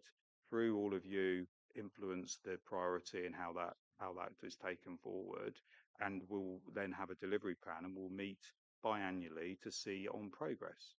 And there's not much more in it, and it's not about growing legs. And your point around resources, no, we don't have a lot of resources. I agree with you, Councillor Bailey. There's a wider piece, like I said earlier, around the resources of the combined authority and where we have to put our strategic focus going forward. But we do have some. And also, at the moment, I'm leaning my time into this as part of the work around the local growth plan and the wider what we need to be doing. So I'm not so concerned initially. I think what becomes important for all of us is getting the business plan and investment pipeline developed over the coming months, working with people, with your officers and with yourselves to make sure that feels right, wherever that focus is. And then that may determine whether I need to change anything in the organisation. But I'm not looking to become a delivery arm of this. This is about then helping each area and the planning authorities, the housing arms, go on and deliver with Homes England support, or however that needs to be done. Could I just clarify something you said, Rob? So you said we're not looking to sit around looking at maps and saying, oh, here's a good location for growth. And then you said something that seemed to slightly counteract that, where you later said, and perhaps you were talking about investment rather than growth.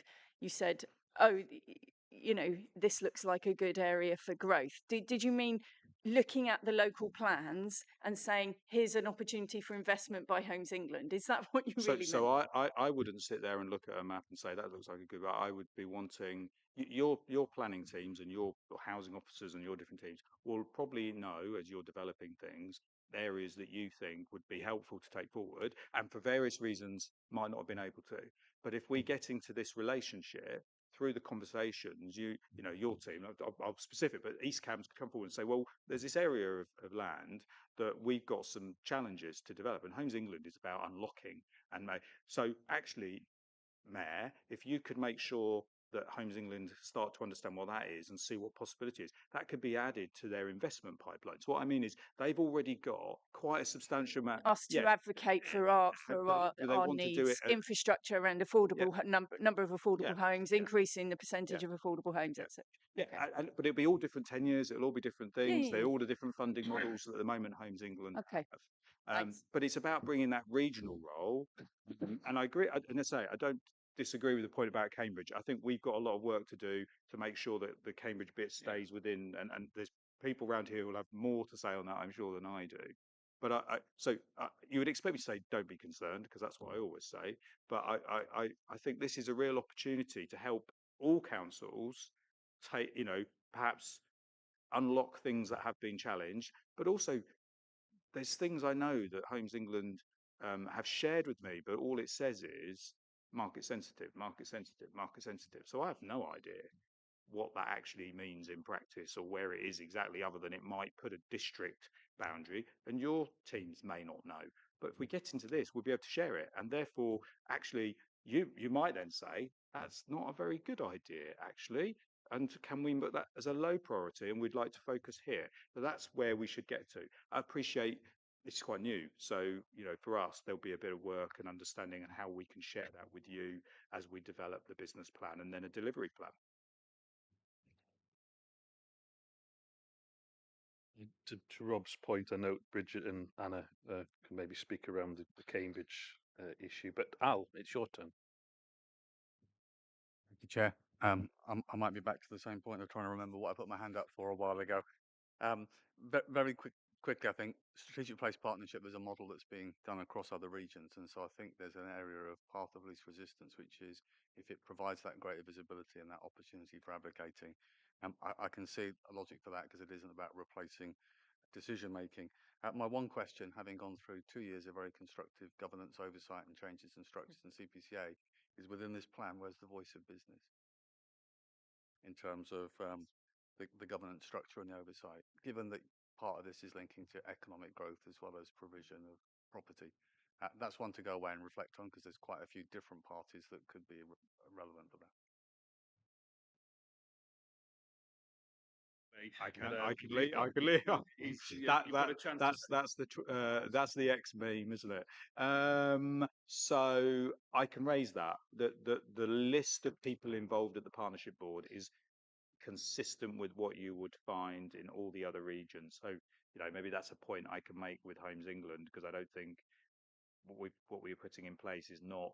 We've decided to exclude the business voice. I think you'll find that actually the strategic place partnerships are all in that vein. But I think but I was going to say, I think using LSM and the different conversations we'll need to bring in, certainly before we sign off anything, it needs to have the right oversight of various people.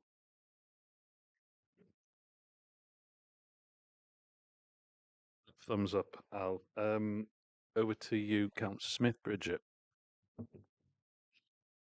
you're on. Thank you very much. Okay, so I mean, Rob, in responding to Anna's questions, has dealt with a lot of the issues that I was going to raise, but I will just touch on some things. So I think we need to do this. If for no other reason the fact that all the other MCAs have done this, and why wouldn't we be giving ourselves potentially the same advantages, the same influence with Homes England as all the other mayoral-led combined authorities are? So I think that's a strong argument to do it. Absolutely share Anna's concerns about our capacity, because we've got to make sure that we before we leap into things, we are resourced up to be able to manage them.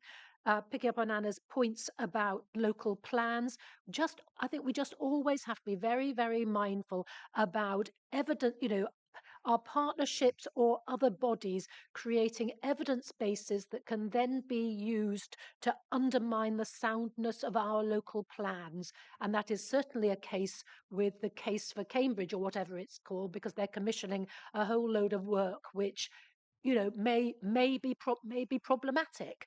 So I just think we need to go into this with our eyes open to make sure that our local plans are dominant. Nothing else. We can't be involved in anything that potentially destabilizes them. Actually, this has got to be about helping us to deliver on the ambitions of our local plans, and to make sure that the priorities that are identified are actually our priorities. I probably don't need to say it. It can't be housing at any cost, because that's not what we're about. Thank you. You want to come on that right straight away? Yeah. I just want to do things. This is not going to be doing evidence-based for local plans. And certainly in the conversations I'm having with Homes England, it's not about evidence-based for local plans. What should be happening, and I think this is really important, when I had shared with me in the summer, the investment happening across the region already contracted and taking forward, and that included things that we all know. So Northstowe is in that list, as you'd expect, and other things around the area. But actually, there is quite a substantial amount that Homes England are progressing across our region that, as I say, some of your teams may know about, some of them they may not. And actually, they may be allocated land in your current local plans, and I think that's really important, but they might not be. But it is about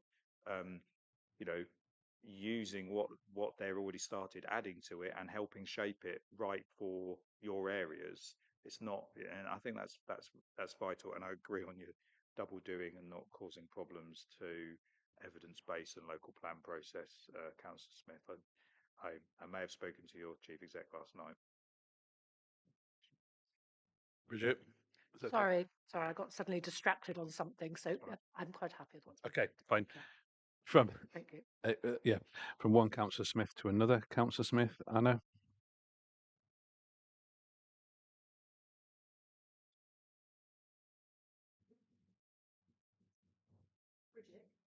Oh, I'm sorry. Right, glad that wasn't me. So I'll try not to repeat all the points that have been made. I think there's probably some consistency around the reassurances that all the local housing authorities are wanting on this. So first of all, I should say, like Councillor Smith, that we welcome this in Cambridge. It's a really important step forward. And as Councillor Smith said, this is something that all the other mayoral combined authorities are working on, and it allows the amplification of our voices, which I think is really, really important. So we welcome this. There are two questions, some of which have been answered already, so please feel free not to repeat the same points. One I think hasn't been touched on specifically, which is, do we have any sense around the type of projects that this will be? So will this be broadly homes at social rent, for example? Are we looking at things like rent to buy schemes? Is it a range of everything? So it'd be good to know the kind of schemes that we're looking at here. And just to reiterate that we would want the same reassurances in Cambridge around those relationship with the housing authorities. So we have some local housing authorities currently which have significant experience in housing delivery, for example. So just to seek from Cambridge's perspective too, that reassurance that this isn't about an additional delivery agency.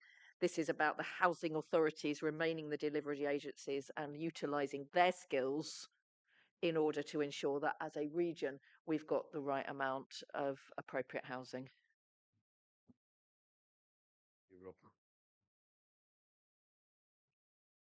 I'll take your last point first. I know, like I said, Councillor Smith, we're not just about to embark setting up a housing delivery arm within the combined authority.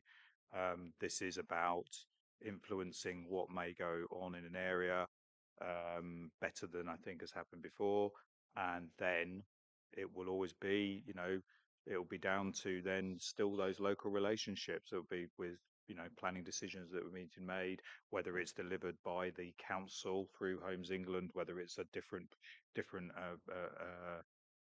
arm that will deliver it, be it a housing association or something different. In terms of tenure, I mean, I think it's really again down to the relationship. So strategic partnership, helping focus and form that investment pipeline and shape it, but equally working with each housing authority and local authority in terms of what is the right housing mix, what does need to happen in an area. I think a better voice to help the agent, the Homes England understand some of the needs in an area that might mean that the tenure needs to be not what they've always thought in the past, and actually allow to influence the shape of it. So there's no particular, it must be this type. And obviously it opens up the various funding streams that Homes England currently have and may well change in a multi-year settlement in terms of what their future funding arm looks like. But it opens up that influence that, as I say, the amount of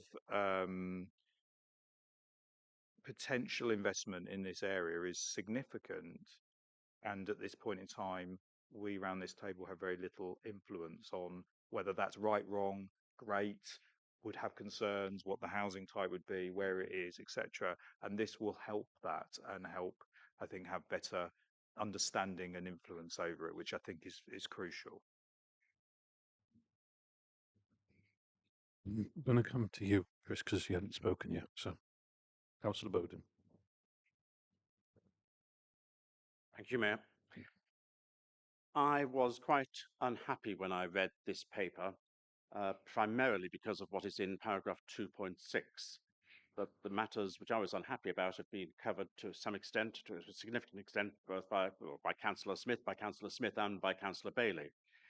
Because paragraph 2.6 states that this SPP will lead to opportunities of finance and resources to help deliver the CPCA's shared ambition and the emerging local growth plan. And it made no reference at all to our individual constituent authorities' local plans. I would have liked paragraph 2.6 to have mentioned the local plans, and I wonder, Mayor, if that even is a possible amendment which could be put in now.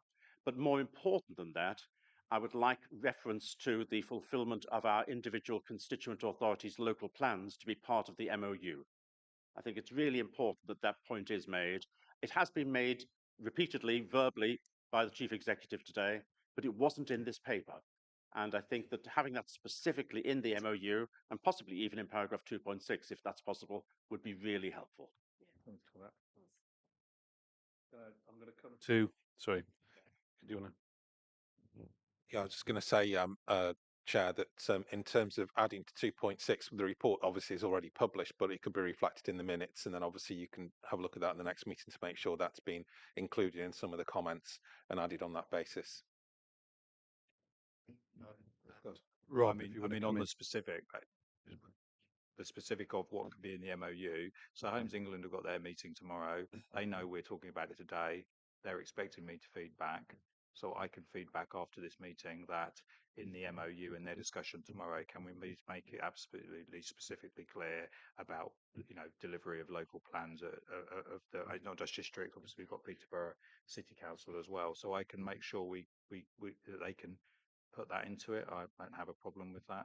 But what I mean, it's not about delivering your local plan, but it needs to, like the shared ambition, it needs to be part of assisting each of you as councils. It doesn't want to go against it, does it? I presume that's And Councillor Smith. So I'm looking at you. So if it references the sovereignty of local plans, do you think that words it strongly enough? Sorry, yeah, no, through the chair, back to Councillor Bowden. Mayor, that's actually stronger than I was actually suggesting. But I think there's a reference to the fact that what we are trying to do here is to help deliver our individual constituent authorities' local plan is really important. And it is quite fundamental to the idea that this is a combined authority of individual authorities rather than being a top-down organisation which is telling local authorities what to do. The Chief Executive has made it quite clear in the many responses he's made in this debate that's not what this is intended to do. So it's important that the paperwork, the MOU, reflects that fact. Do you want to make any final comment, Rob? No, I mean, I'll just repeat, I will be feeding back to Homes England today. I'll feed that particular point back that we would like that. That's the board view that you'd like that reflected in the MOU. If they come back and say it's a problem, I'll let you know. I can't see why they would. Okay. Dennis, you started the ball rolling. You indicated you haven't had such a short comment. You can have another one now. Thank you, Nick. For me, my question is, are we missing a trick? And I'm looking at it the other way. You and I were wheeled out back in August in Clare Country in Peterborough.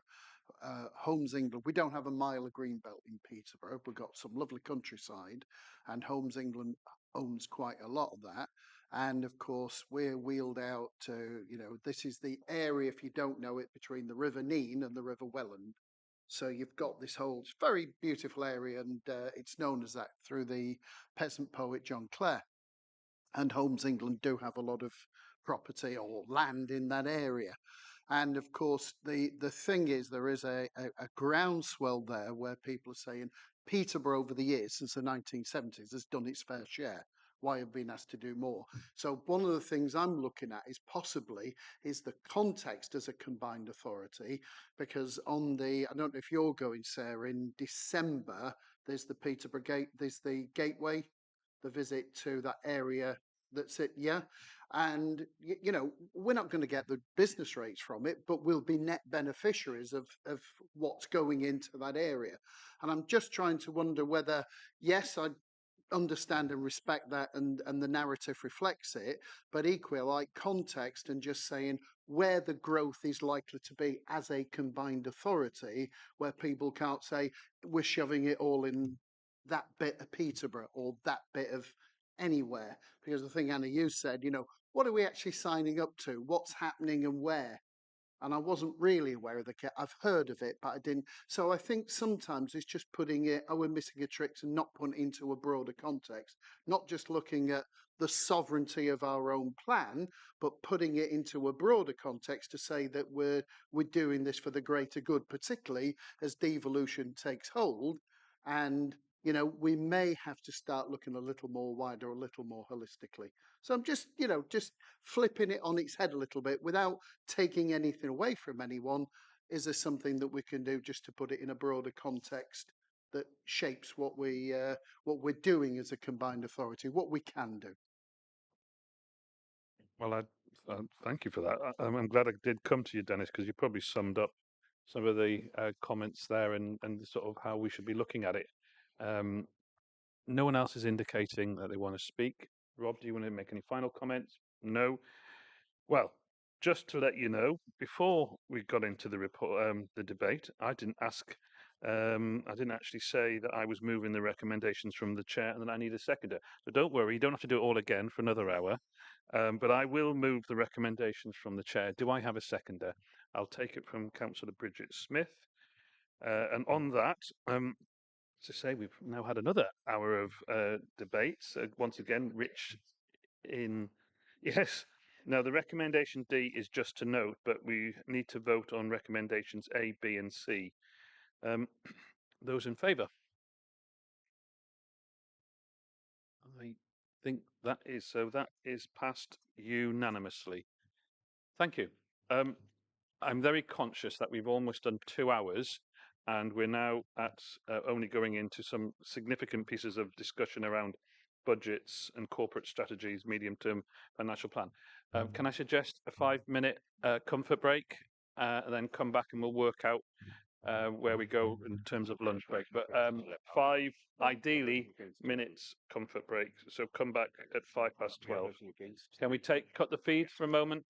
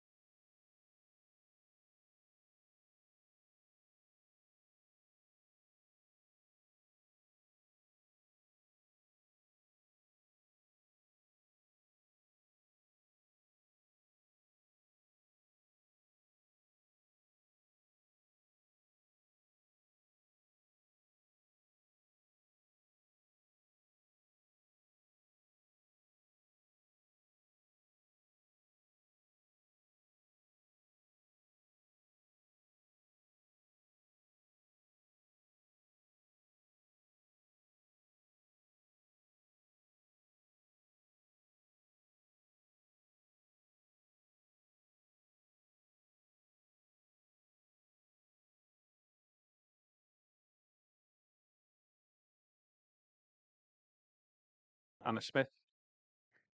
Right, seemingly on time for this bit anyway.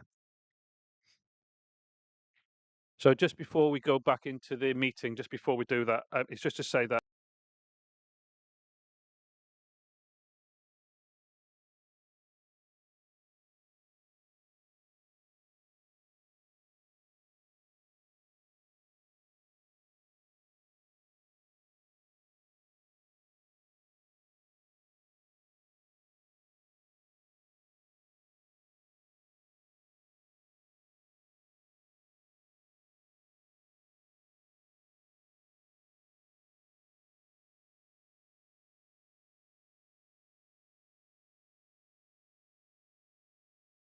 ready to go live? Thank you. And thank you so far, by the way, for the 2 hours. Very constructive. Janice Scotts is our Executive Director of Resources. You now will hopefully introduce the report. I know you have Rob there in support as well. Over to you, Budget and Monitoring Update. Thank you, Chair. And this is the Budget Monitoring Report based on the position as at the end of Q2, which is the end of September 2024. So within the majority of non-project based budgets, the spend is on track. There is an overspend forecast on the improvement plan budget, but that has been offset by underspends elsewhere. For economy and growth, there is an increased budget that we have for both the Growth Hub and Skills Bootcamp. Growth Hub 298,000, Skills Bootcamp just under 1.9 million due to new grant funding that has come through. There is a forecast overspend of 1.2 million on the AEB devolution programme. That is a result of approved overcontracting. That was approved by the Combined Authority Board at an earlier meeting. The provider delivery on this has strengthened because historically it has underperformed, and the overspend will be funded from ring-fenced AEB reserve. Elsewhere in economy and growth, there are underspends on the devolution Trailblazer support of 0.7 million. This is due to development of national strategies and plans not progressing as fast as anticipated. The Growth Hub team, 300,000, and sector-based strategies. These two are linked, so progress of the sector-based strategies has been impacted by the timeline to recruit to the Growth Hub. Both of these, though, will be considered going forward into future years in order to ensure their delivery. Delivery of the health and wellbeing strategy has also been realigned, and its timetable now seeks to align itself to the government's emerging skills agenda. In terms of place and connectivity, firstly, HUG 2, the budget position for this has now been revised following the October board meeting. And whilst that has now got the latest position for HUG 2, it is recognised that is still a challenging picture to deliver, but there have been positive messages from government about extending the deadline for submitting batches of homes to the end of January, but the delivery on this is still the end of March, so discussions are still ongoing with DESNZ as part of that. There is, however, a risk in relation to the funding for HUG 2, and that's in association with the ancillary and administration budgets, A&A budgets, which are limited to 15% of spend. And because spend has been constrained this year due to new grant conditions and some of the arrangements for getting some of these homes across the line, that potentially does place a risk on the level of funding that will be available to support A&A. Again, there are representations being made to DESNZ about this, and this isn't just Cambridge and Peter Combined Authority. This is a number of local authorities across the country that are involved as part of the accountable body for these arrangements. The most significant underspends are, though, in passenger transport, consisting of £1 million on the bus service improvement programme, BSIP, £500,000 for the development of bus franchising, as the timing for this has to be reprofiled, £1.5 million on the Tiger Pass. The initial usage on this was slower than anticipated, and this figure is based on the figures at P6. But this is now picking up, and have you seen the applications for passes have exceeded 30,000 as per the Chief Exec's report. Section 7 of the report sets out further information on the Tiger Pass. As I say, based on the P6 data, the forecast underspend is around about £1.5 million. However, will keep this under review as we start to get more usage data through for each of the periods. P7 is now got and being looked at, and P8 is due shortly. This report was one of the key recommendations is that any underspend on the Tiger Pass scheme is set aside to extend the put those words back in. Should have used my own teeth this morning. Is set aside to extend the scheme further into 2025 beyond its original end date of May 2025. At this stage, the length of the extension can't be accurately determined, but it's expected to provide cover until the scheme can be considered again in 2025-26. Most likely this will be around Q1 reporting, if not sooner. There's also £1 million on concessionary fares. It was anticipated, as we previously said, that changes to the DfT model would result in higher costs, but this has not materialised, and therefore we've seen this underspend on concessionary fares, and 4.7 million for supported bus routes, with the implementation of some of these routes not commencing until the autumn, again later than was anticipated within the budget. This report proposes that the underspend on passenger transport services is used to fund passenger transport related costs in the future years, and therefore this assumption is also included within MTFP at this stage. So that recommends that this 5.7 million is allocated to an earmark reserve called the Bus Services Operational Reserve to help smooth future passenger transport related costs. The authority is also assessing the impact of the change in the bus fare cap, which was announced by the Prime Minister in his pre-budget briefing on the 28th of October, and the options that are available to mitigate this. Again, this is also referenced in the draft medium-term financial plan paper, as the implications will fall into the new financial year. In terms of looking at that, though, it's important that we do that in partnership as well with our constituent councils to look at the options and what that will mean in relation to the implications of that. Finally, well, not actually finally, but the report also proposes that £225,000 is set aside from the authority's programme response fund to support the Change in Future programme for another 3 years. This programme, led by Cambridge City Council, with contributions from a number of partners, including constituent councils around this table, is designed to improve the life chances for people who face multiple disadvantage at any one time. The final drawdown, however, will be determined when we do get the business case in from the City Council to confirm that. At the moment, there are 2 options on the table, so we'll get that finalisation through the business plan. This is about holding that money in reserve to support that if that business plan is deemed acceptable. When we move on to capital expenditure, the detailed positions for each of the projects is shown in 1B. As pointed out earlier, there are an awful lot of projects under delivery within the combined authority area, and we did look, though, at this when developing the MTFP as well, and it's also mentioned within the monitoring report, the additional challenge that was applied about the delivery of the capital programme. And indeed, this was a comment from the Scrutiny Committee that is also referenced about when considering the in-year position. As a result of the review with delivery partners, 23 million has been reprofiled into future years, and the new forecast spend for the year is 126 million. However, that said, this would still require a significant level of spend in the second half of the year, and officers are continuing to review the position with delivery partners to see if further movement is required for some of the schemes. The most significant variance in capital expenditure forecast is for Peterborough Station Quarter of around 10.6 million, and that's due to the timing of the submission of the full business case, which was later than originally planned. Other movements are set out within the report for the approved budgets. The subject to approval budgets have also been reprofiled as part of the MTFP process, and funds will be released when business cases are submitted for these. The combined authority did recently undertake a look at the position with other mayoral combined authorities and whether there was a similar pattern of slippage against delivery programmes. We've looked at this across the published 23-24 outturn position, and from this it was evident that each authority reported slippage against its capital programme.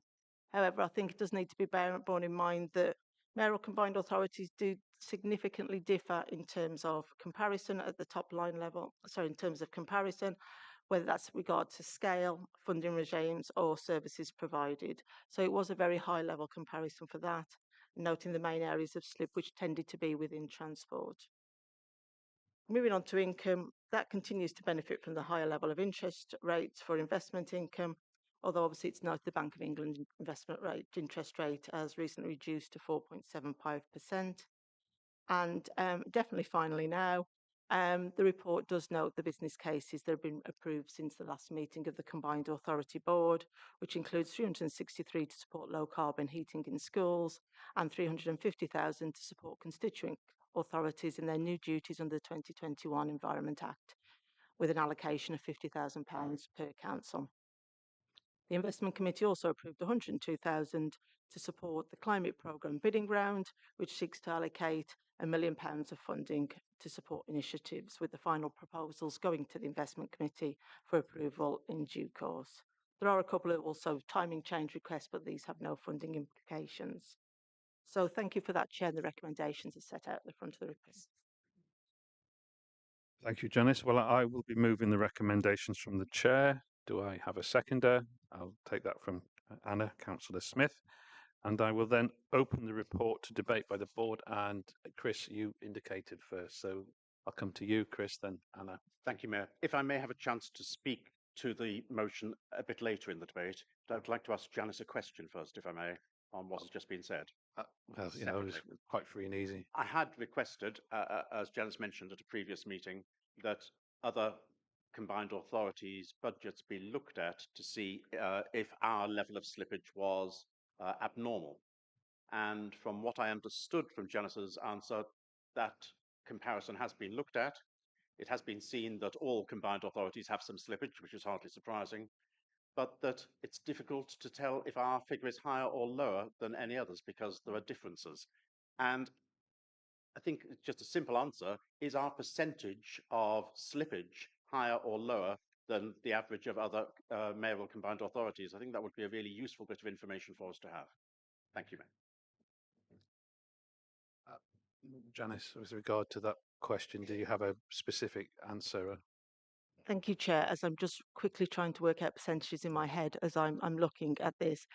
Again, it's difficult to say, but please bear with me because some authorities do reprofile their budgets in year. So from what they say from the original budget to whatever the outturn is, doesn't mean that you're comparing like with like. So, for instance, and I'll quote these because they are public figures. If I look at Liverpool City Region, their slippage is 191 million against 424 million, predominantly around transport, housing, and place initiatives. Our slippage for 23-24 was 33 million against 127 million.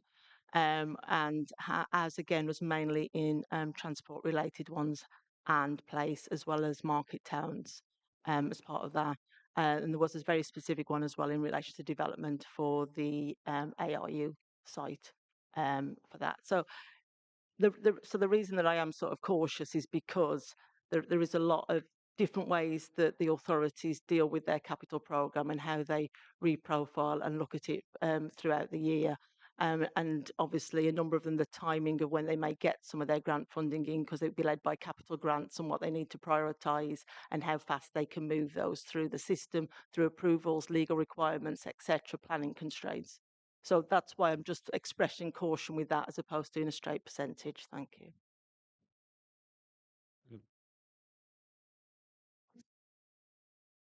Grateful for that answer, Mayor. And I hadn't meant to put Janice on the spot. I thought she might actually have done the calculation of actually what the percentages were. And I'm sorry that you were faced with that prospect.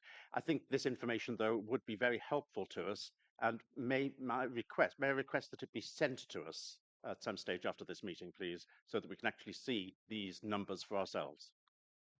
I think it's stuff that's freely available in the public domain, and which you have kindly collated and done the hard work. So it would seem unfair if it wasn't spread more widely, having gone to all that trouble. So sure, if that's okay with Janice, it seems fine. Okay. Councillor Bailey, Anna.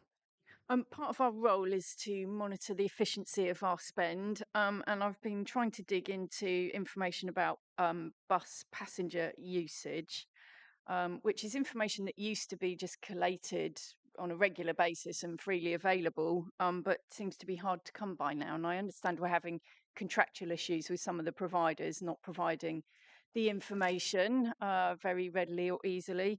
I do so. You know, I was fairly perturbed about what I would call tinkering with some of our more problematic bus services rather than, you know, more fundamental change. I completely appreciate that, you know, there's a limit on our resource and that you know, the team that is organising bus services is probably maxed out. But, you know, for a very long time, we've been having the discussion about seriously underperforming routes, and we've been trying to do something to improve the efficiency of those routes and you know, the cost to the public purse.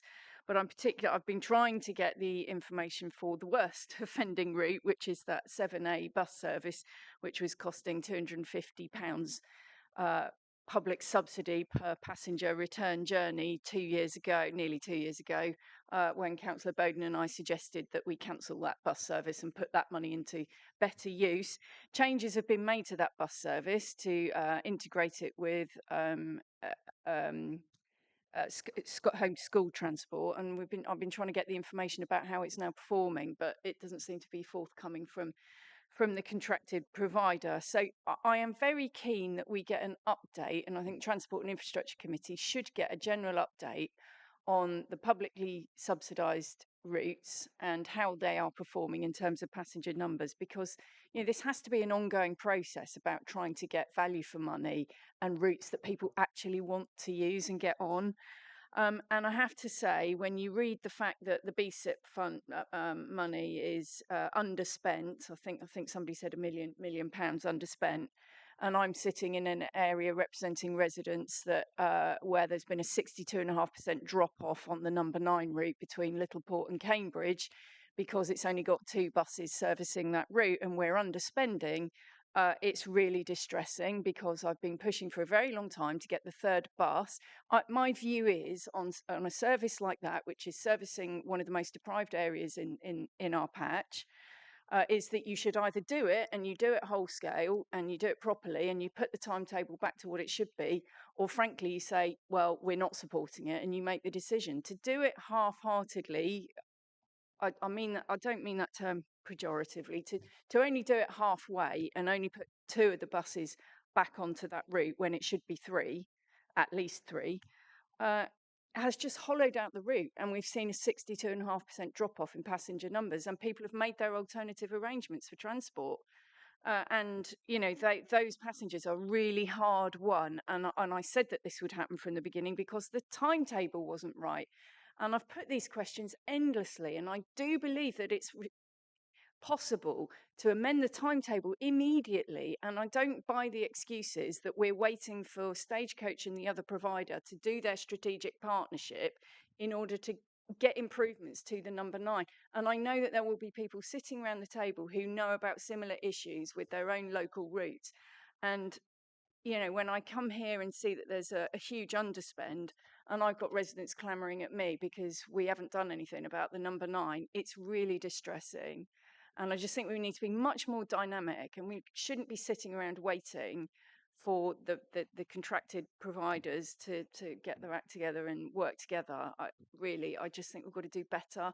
And I know it's very specific and parochial, but it's why I'm calling for general update information about how our bus services are performing, because you know, we shouldn't hang on to services that are massively underperforming, particularly when we're charging everybody a precept, which was promised that wouldn't happen. Obviously, they were comments to the transport team. I mean, I'm conscious this is about the finance and the budget, but I can see kindly.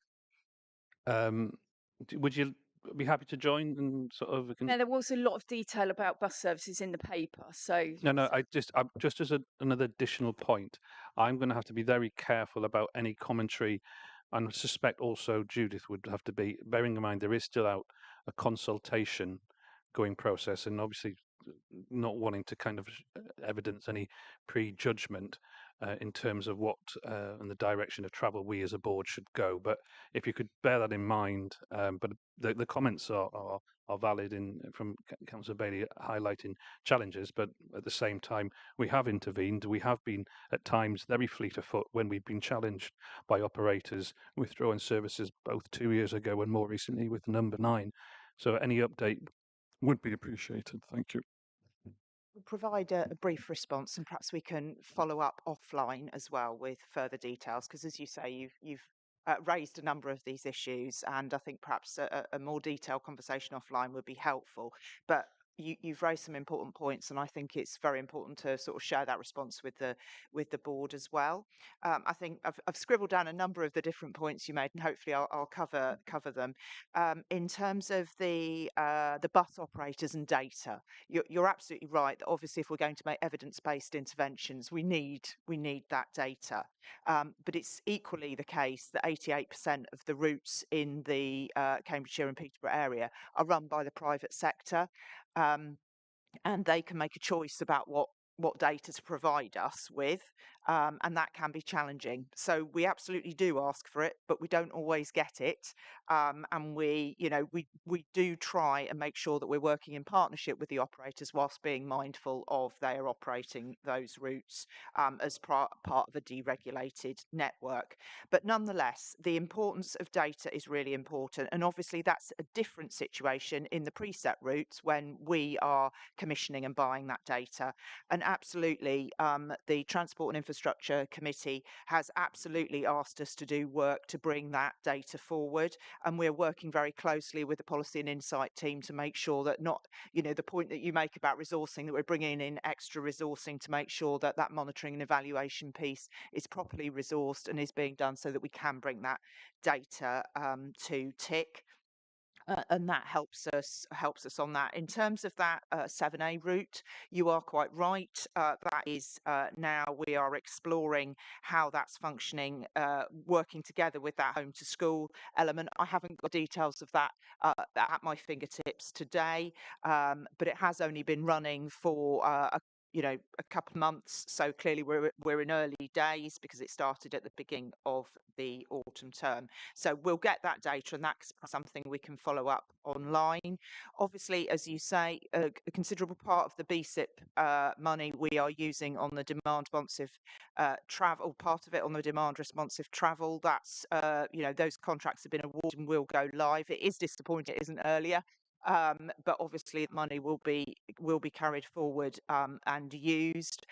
Regarding the Number 9, as you hinted at and we discussed at the last board meeting, that there is this issue of trying to work with our private sector partners who have been talking about a partnership between Stagecoach and Stevenson's, and I will need to provide an update to the board separately on that because I haven't got the latest position. But I'm very happy. The importance of monitoring and evaluation is absolutely critical. Transport and Infrastructure Committee has absolutely highlighted that, and we will continue to provide that report, and I will follow up with you individually on the detail. Thank you. Can I just ask one question? What possible reason are operators giving that they will not provide the strategic transport body the data that we need to have a strategic approach to transport?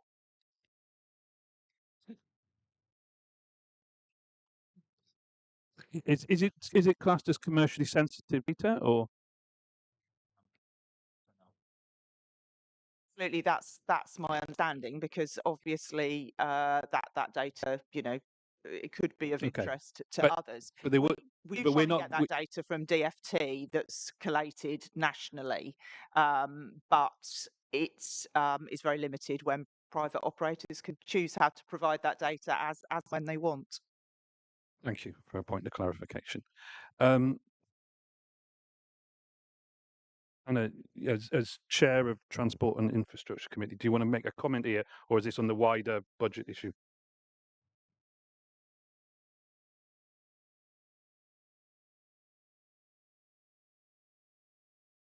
Yeah, right. Love a mic. Actually, part of what I wanted to say is, could we call Judith up to answer some of the specific questions? So that was done, and I wanted to mention that we have, as a Transport and Infrastructure Committee, been tasking the team to look at a more detailed impact evaluation programme. I gave quite a detailed set of answers on that to Overview and Scrutiny last week. I won't repeat all that, but obviously that answer should be, I think, by now in the public domain on the answers to that, if people would like to look at. There's a very long list of things that are either happening already or are in the pipeline for that monitoring work. Your question covered a little more of what I was going to say around that nature of commercial operators and what they're able to bring.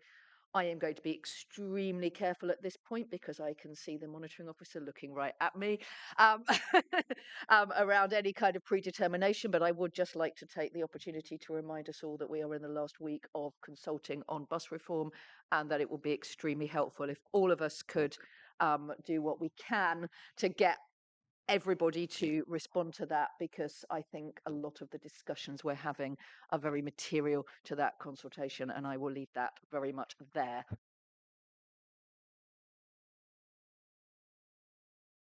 Councillor Nesting and Lucy. This is absolutely not about buses. So if anyone wants to. Unusually, I'm saying that's good. That's good. Okay. I just wanted to make a very, very quick comment to say how delighted I am that we have an overspend in the adult education budget.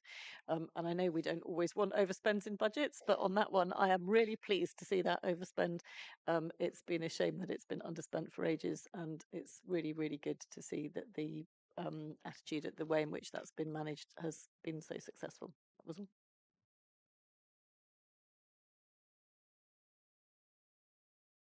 Highlighting an important part of the delivery work that we do at the Combined Authority, and obviously that's not without all those various providers and indeed the team within the Combined Authority who've stepped up to the mark to make sure that happens. Yes, a positive point to make. Sorry, Councillor Bowden, you want to speak? So, Chris. Thank you, Mayor. Thank you for allowing me to come back in with my comments on this paper as a whole. We're being asked to approve the draft budget and draft medium-term financial strategy for consultation. Well, I have significant problems with what we have. Next item. Oh, I do apologise. I was getting overexcited by that. Yeah. Is that, yeah, sorry. Thank you, officers. We stand down, Councillor Bowden. We're going to that. Does anybody else want to come here and talk about this? Is budget monitoring update. As I say, we've done recommendations and seconding. Yes. I just want to say to Janice and Rob and the team how utterly transformed this kind of process is from what it used to be. I mean, it's so much better. That's all. Well done. Please, thank you. On that note, I note that recommendations A and C are for noting, but we do need to move to the vote on recommendations B, D, and E. Those in favour? Oh, so we've done that. No, Anna said it. So those in favour, and that, yes, okay. Those against, those abstaining. Okay, thank you. So that's been passed by a majority. Okay, thank you also, Judith, for helping there. We're moving on to item 11, which is the draft 2025 to 26 corporate strategy and budget and medium-term financial plan 25 to 29.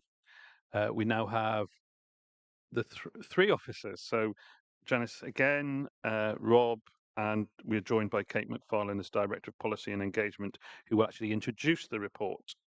Thank you. Kate, over to you.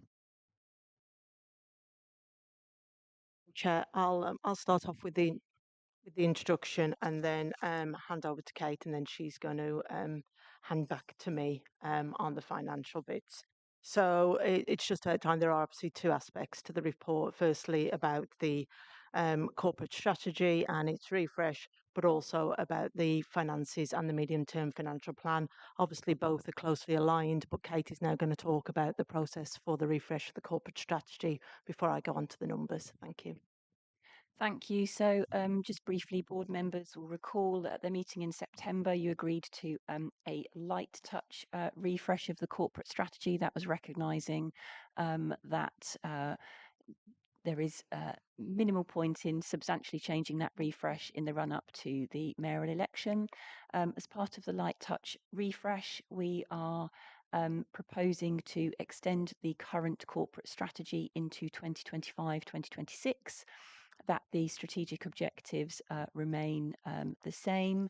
But what we will look to do and what we are working through is a series of stages and steps in that corporate strategy refresh, which enables us to continue our focus on continued improvement, enables us to reflect on what political, economic, social, technological, legislative or environmental changes there have been, so otherwise known as the PESTLE analysis that's been undertaken as included within the report. But particularly as part of this refresh, what we've sought to do at the second stage of it is to focus on our delivery. So what are the things that are currently in the adopted corporate strategy, and how have we progressed in the delivery of those activities and the deliverables? And that will be touched on in the next paper, actually, on the as part of the corporate strategy and the corporate performance, where we'll be bringing an update on Q1 and Q2 performance. And we've also sought to present today just a very high level table that you'll find on page 60 in your agenda packs, which is just giving a slight update to the corporate plan kind of on a page. And there may well be comments that you have on that, and certainly a number of the points discussed this morning may feed into that. So as I said, it's a light touch refresh that is proposed to recognise kind of what we've delivered so far and what are those things that we need to deliver going into 2025-26, including some new areas such as the local growth plan that the new government are now asking us to do.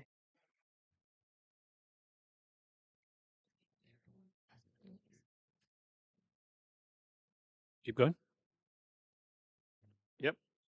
Unless Councillor Bowden, you indicated you want to speak. Do you want to speak to something about that specific issue? All right, fine. Okay, fine.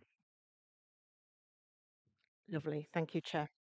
So, as there are for the corporate strategy, these are also a number of drivers for the medium-term financial plan as well.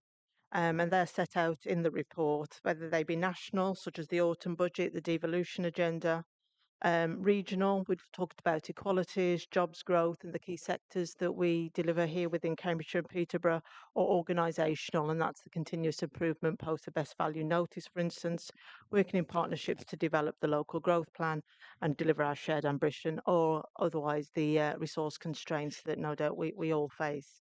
The report, looking at one of those national drivers, the report picks out some of the key messages from the autumn budget, which was announced by the Chancellor on the 30th of October. So for the region and the combined authority, the budget made a recommitment to extend East West Rail. A number of these, I have to say, have already been mentioned in the Chief Exec's overview. Confirm funds for levelling up for core projects, and that includes Peterborough Station Quarter as a transport project as part of that. Confirm the continuation of UK Shared Prosperity Fund for a further year at 900 million.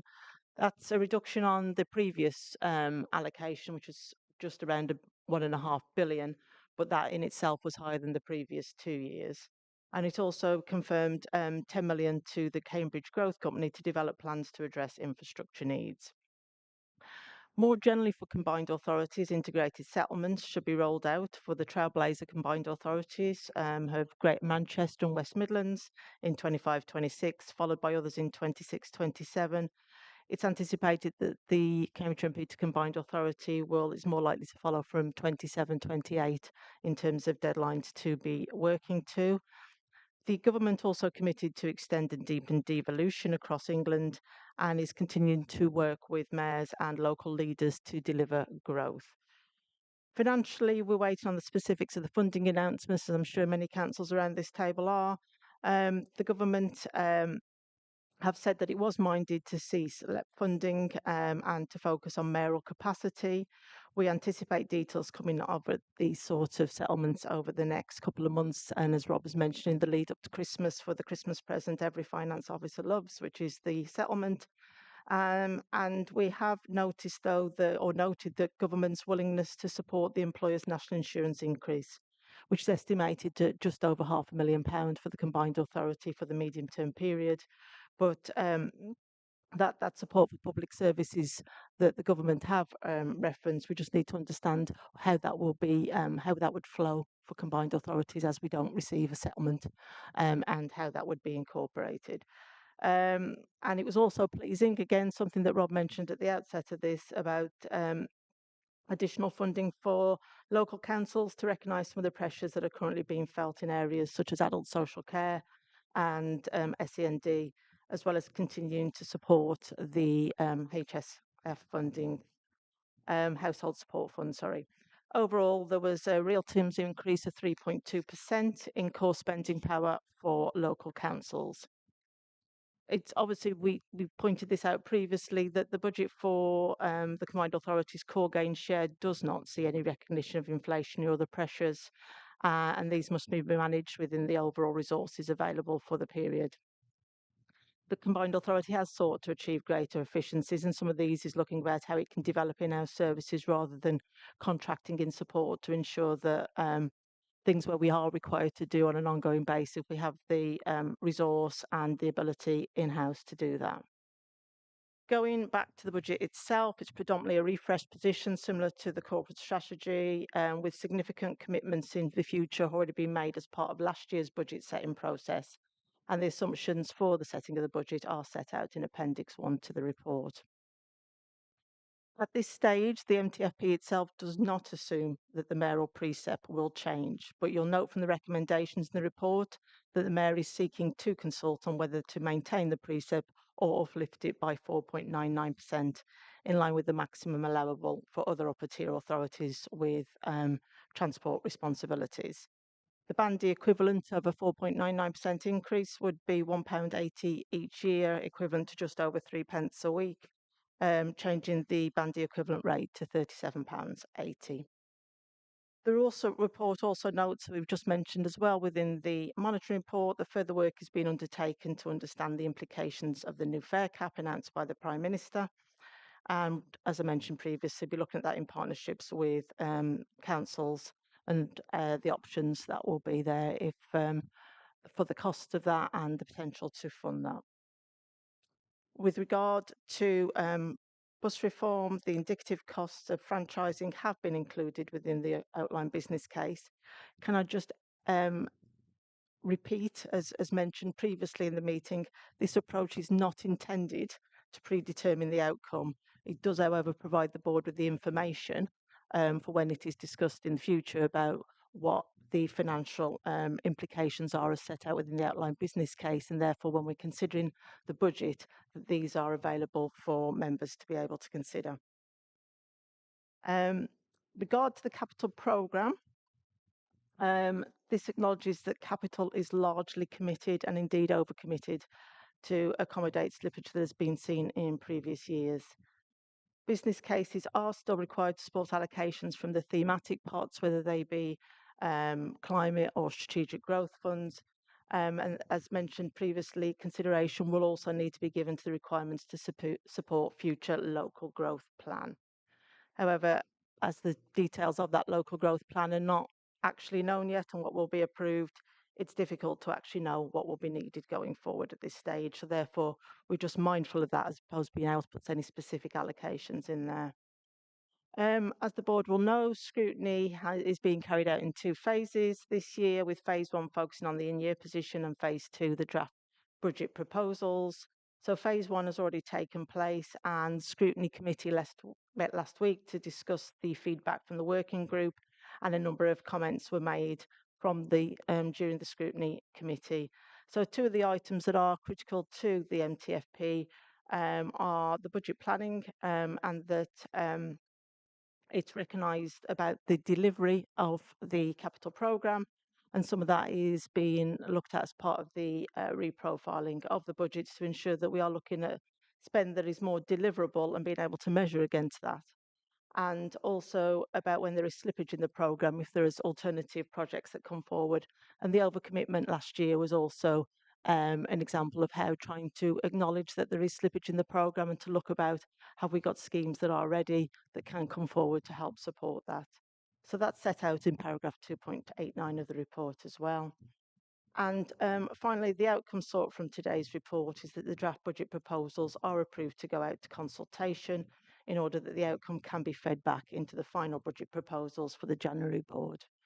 The details of the consultation are set out in paragraphs 2.85 to 2.87, with the intention that the consultation starts on the 18th of December and concludes on the 23rd of December, and that the findings are then reflected in the reports that come back to this board on the 22nd of January.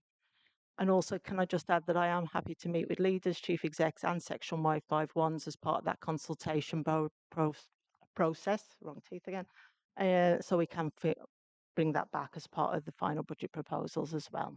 Thank you, Chair. Thank you, Janice.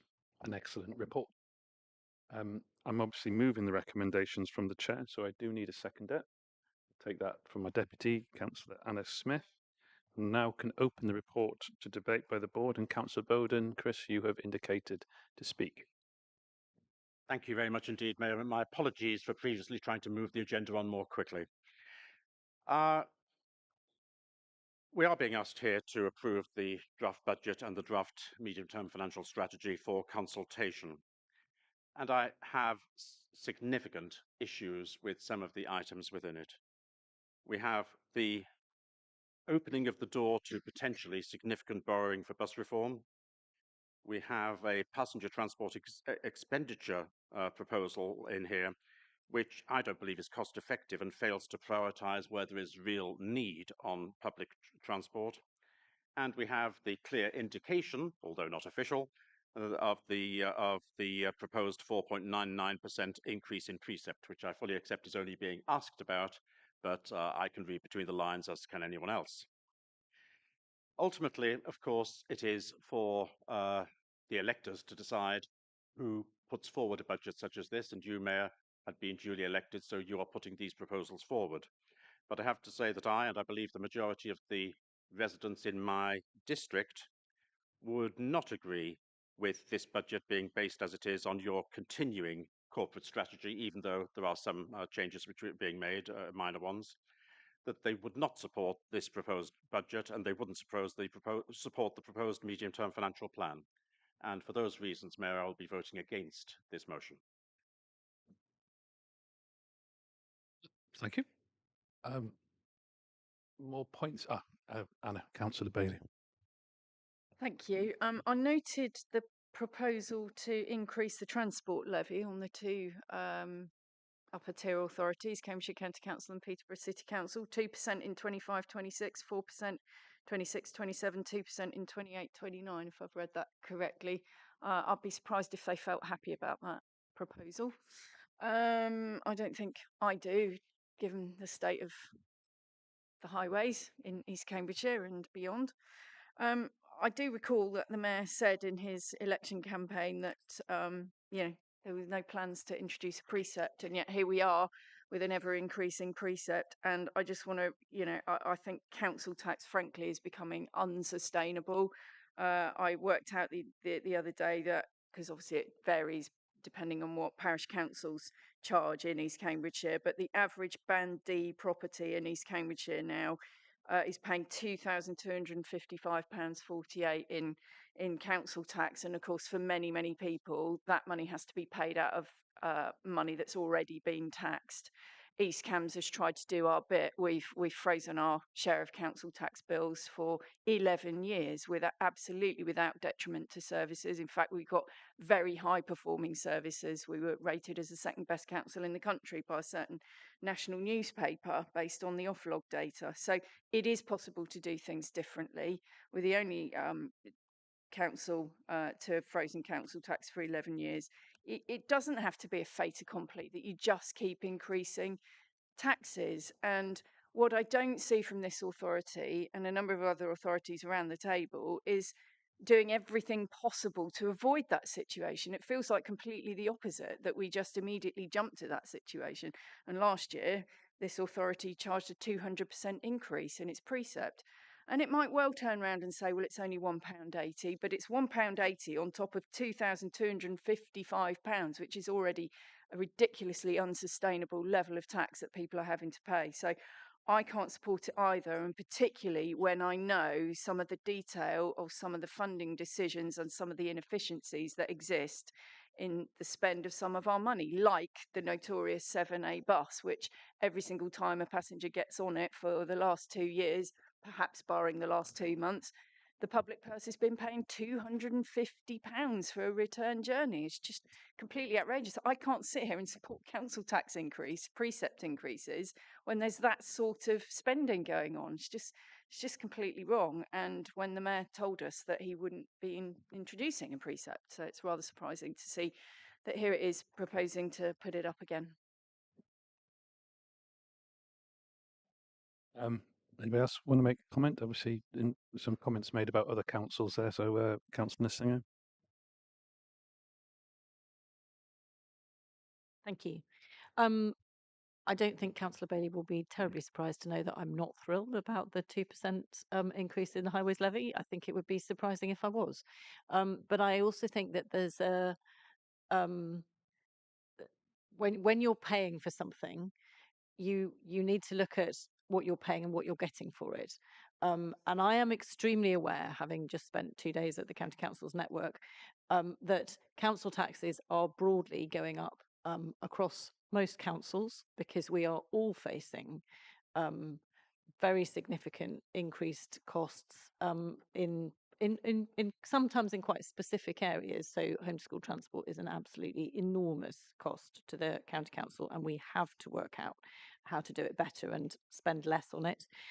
There are a range of other things which are in a similar situation, but actually, having spent a slightly sad couple of hours at that meeting exploring what other people's council taxes are, we're broadly in the middle of the pack in terms of what people in Cambridgeshire. I mean, not everyone in Cambridgeshire pays the same. Obviously, it depends what parish you're in. It depends what district you're in.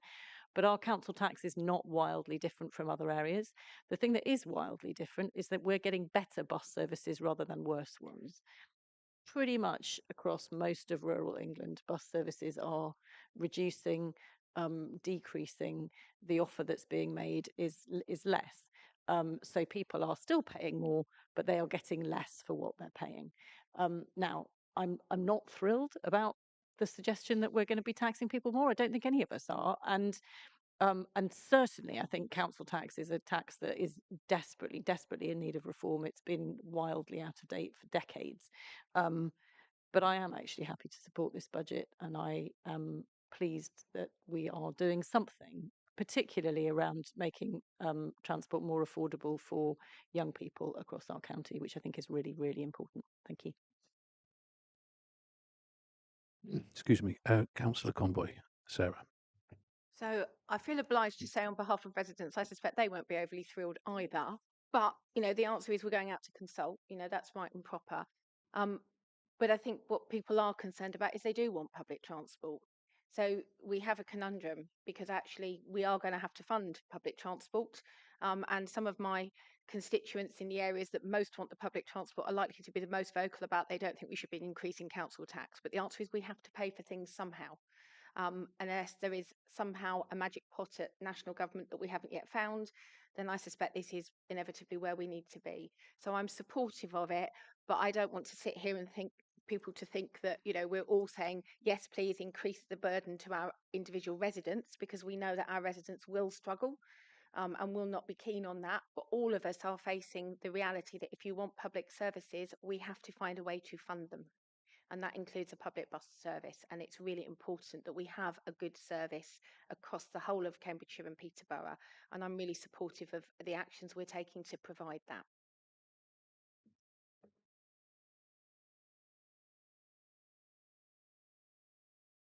Of all the things, we're not talking more on this. Okay, Councillor Smith, Anna. I won't repeat points that have been made, but I do think it's incumbent on all of us as members to be careful about the language we use around the process. There is a consultation, and I think it's very important that all of us are clear. It is a consultation, not a fait accompli. It is not helpful if, as a board, we are implying that that process means nothing. We need to reassure our residents that a consultation is worthwhile, that it is worth completing, and that we as a board will then listen to those consultation responses and discuss and debate them appropriately. So I think we need to all be clear that we are talking here about consulting. I think it's really worthwhile to ask questions to our residents, to the people who live and work and study here. And I think, well, I'll be very interested to hear what people have to say. And I look forward to those responses. And I hope as many people as possible respond to that consultation.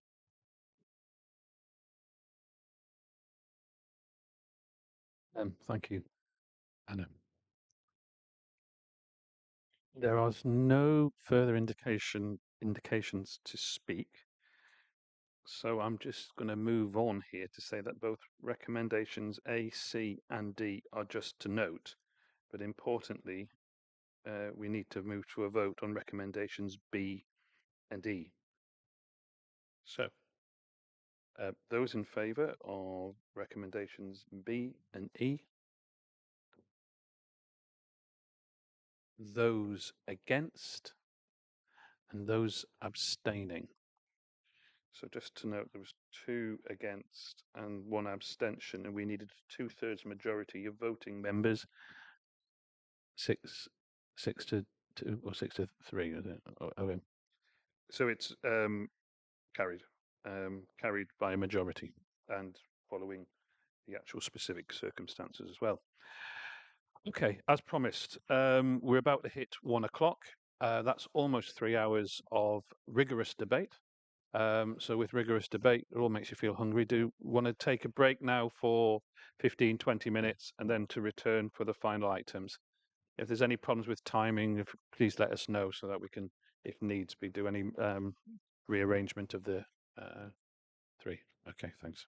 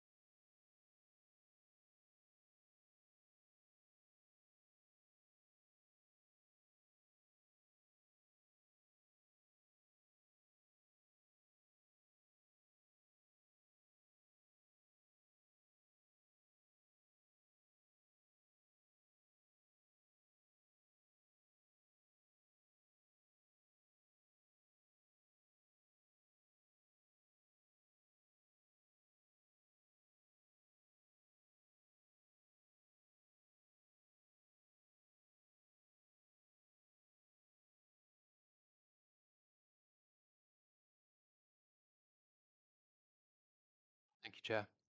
We're bringing the corporate performance report for the combined authority up to Q2 24-25. We're previously scheduled to bring the Q1 results to the board in November, but we've been able to incorporate Q2 as well, so we could bring the results to you 13 weeks earlier than previously scheduled. So hopefully that addresses some of the concerns around lagging reporting.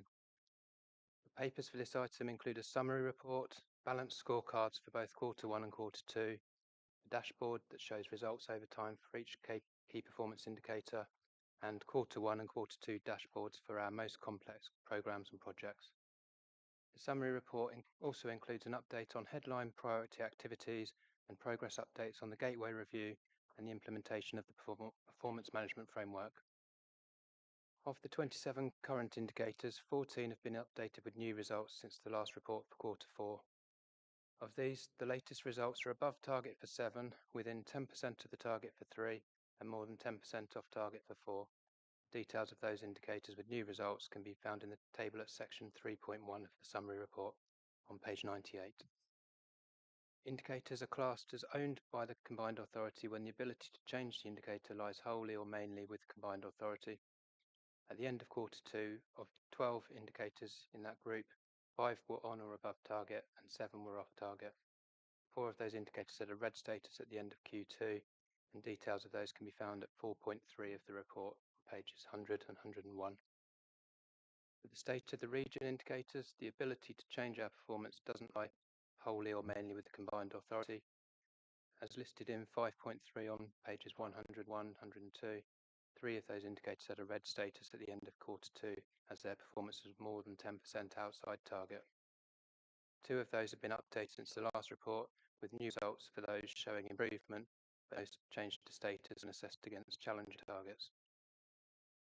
Looking at the programs and projects these are classed as most complex, and a combined authority funded program or project is considered significant in terms of value, strategic fit, and where there'd be a significant impact if we failed to deliver.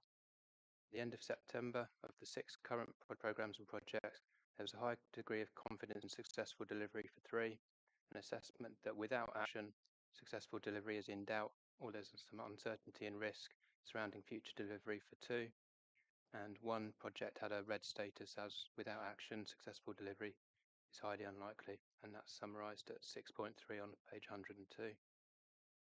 There's also included in that section a completed report referenced, and that's the Business Growth Service project, which is now finished, having successfully delivered outcomes, including over 5,000 new jobs, 1,400 apprenticeships, and 1,700 additional training courses. So that's a summary of the report, and we're very happy to take any questions.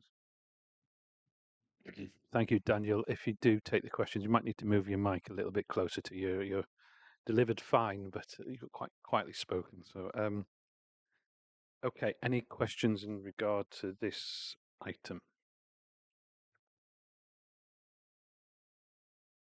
Councillor Bowden, Chris. Okay, Anna. I wanted to pick up on the road safety metric. So this is, oh gosh, I've lost it. Improving connectivity, metric 14 killed or seriously injured casualties, which I see is red. So I wondered if it might be possible to have a bit of an update either now or perhaps in a future director's highlight report about some of the work that's being done around that. See if we can get that down. Don't worry, Daniel. I'm not going to ask you to discuss that one. I think it's probably one that has to be for the transport team, and maybe to report back into Rob to present as a highlight, or in another officer. Thank you. Now, Councillor Soda. Thank you, Anna. Chris. Thank you, Mayor. I'm sorry to hark back on something I've mentioned before, but I've actually got rather than just a complaint, a proposed solution. Noting the 27 matrices, if that's the right plural to use, metrics to use, to talk about, almost all of them most recently have been updated in the last 2 years. We've got one which was last updated in 2021, and then we've got one outlier last updated in 2019. And the one in 2019, of course, is the index of multiple deprivation, which is the one indicator that we've got which tells us about the level of inequality that we have within the combined authority area. And even then, it doesn't tell us everything about inequality, but it's the only thing which gives us any indication at all. And you, Mayor, have said in the past that you regard reducing inequality within the combined authority area as being one of the goals that you have, and quite correctly so. I've raised before that we are not measuring this whatsoever, and the IMD clearly is not a satisfactory, the index of multiple deprivation is not a satisfactory index to use if we are only going to get it once every 4 years, and if when we do get it, it's already 2 years out of date or more. And I've raised this before without having a solution. And it's only recently that I've become aware of the annual deprivation index, which is a deprivation index which is made up of 3 main domains, that is economy, health, and crime, which are much more rapidly updated and which are produced on an annual basis. And my request, Mayor, is could you speak to officers to consider whether we could bring something from the annual deprivation index into our list of matrices, so that it will be possible for us to see something which, even if it's 2 years out of date, at least will be updated annually. It will give us some indication of the direction of travel we're going so far as relative deprivation is concerned in within the combined authority area. I guess, Chris, I've got a question. Where is it used? The indice you talk about, can you give examples where it's already used? And and how is it applied? I mean, it's an interesting question. I'm just interested. It is a database which has been created from those domains which it is possible to get data from relatively quickly, which the IMD most definitely doesn't. How it's used, I don't know how it's used elsewhere. So there's no other. It just gives me. I'm sure it is used in other places, but it just gives data which is more up to date. And relying on information which is 5 years old in this list is really just not satisfactory. No, that's what debate's about. Al, give an example. Yeah. I absolutely support that. A good example that if the EDACI data set is used for calculating deprivation funding for school place planning. So on an annual basis, some of the deprivation funding that comes into schools is based on that lagged 4-year cycle, but 2019 is the... So not a 4-year cycle, but an annual... So if you take a new area and then it expands with pupil numbers and typically deprivation grows, you'll have a lag before you'll get the funding for those families. I mean, that's one example. Daryl, you look like you do. Some of that, if data's been used for safer streets funding in the bids that we have made to government to show a more up-to-date sort of record.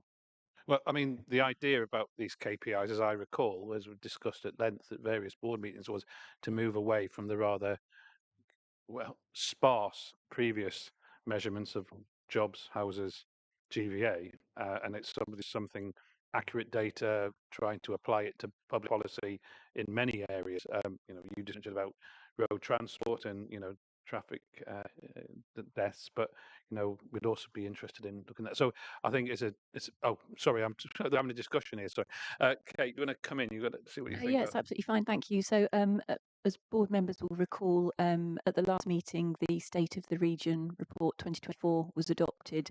And as part of that, we were talking about actually using that adoption of that new evidence base as an opportunity to refresh and revisit some of the metrics here. So when these metrics were introduced, they were the best that were available as we took that step in terms of performance monitoring framework. But with the State of the Region being adopted, there is an opportunity to look at some of these metrics, and particularly ones where the data is more readily, more frequently updated. So that's part of our work plan and thinking, and we would want to engage the board and members in that.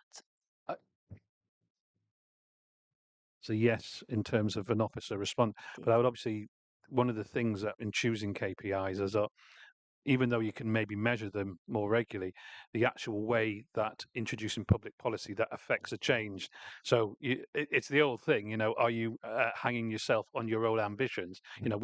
if you measure it, then you can begin to change it. But I guess there's an argument is that if in trying to introduce new policies, it takes 10 years to improve childhood obesity, and this is something I experienced from working in the NHS, you could see it as a failure because nothing's happened in 5 years. But even though you've measured it every year, but it's the trend, and it's sometimes you need longer. But again, Chris, back to you. Mayor, and I'm sure you agree with me that we shouldn't be afraid of having data. In fact, we should welcome having data if it's up to date and reliable. And you happen to mention obesity. Obesity is one of the subdomains which is part of the health domain within the Annual Deprivation Index. So that's a specific example of data which is available more quickly than many other bits of data. So I welcome the comment that you make, and I do agree it will provide us with a greater challenge, but we shouldn't be afraid of that challenge. And having better information can only assist us in making better decisions. Again, on this issue, it's a shame that we don't have the representative from the Integrated Care Board, because I think it's an interesting, the fact is the NHS is rich in data. In fact, it's so rich, it's actually ways that you can make money out of data, which is another question altogether. But I particularly, the thing about, perhaps unsurprisingly, health inequalities, health data, if that can be something which working together through more devolution, working with our officers alongside the Integrated Care Partnership, that's something that. So anyway, I think your answer was perfect, Kate, in terms of we kind of doing the state of the region, how we can align it, and I think in the process of trying to bring this back and obviously update Councillor Bowden, I guess the other question, a wider question, would be to keep that critical analysis of what we're providing, because there may be other things that, if people come across new ideas and society's changing in some ways, that we should be introducing new KPIs. These were never set in stone, and they were meant to be fluid. Thank you, Chris. Point well made. Dennis, Councillor Jones. Yes, I seem to recall. I think it was my first meeting looking at the timeliness of some of the data, so I'm supportive of it. As long as we're always comparing apples with apples, that's the key for me. We're using the same measurements, the metrics, and some of this data is woefully out of date. I remember that from before, so it's timely. Thank you. There are no more hands raised, so thank you for that, for the commentary. So we were asked to scrutinise the performance information given and note progress, and we have done that. I want to thank you again, Daniel, for your first appearance. Well done. And no vote is required, so you can stand down. Thank you. Next on to this does make me smile. It's number 13, and it's corporate risk. I don't know. There's something, So yeah, something maybe should. Yeah, shall we call it item 12A? Okay. The next item is the corporate risk report and risk appetite statement. I think this is my second bite of the cherry. I haven't heard it at audit and governance, if I'm correct. But Chris Bolton, you're as head of project management office. You're here to introduce the report to the board. Over to you, Chris. Am I on? Wonderful. Thank you. Thank you, Chair. Hello, everyone. Good to see you all again.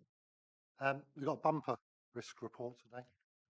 So we're going to talk about a few things. The corporate risk report at the sort of highest level.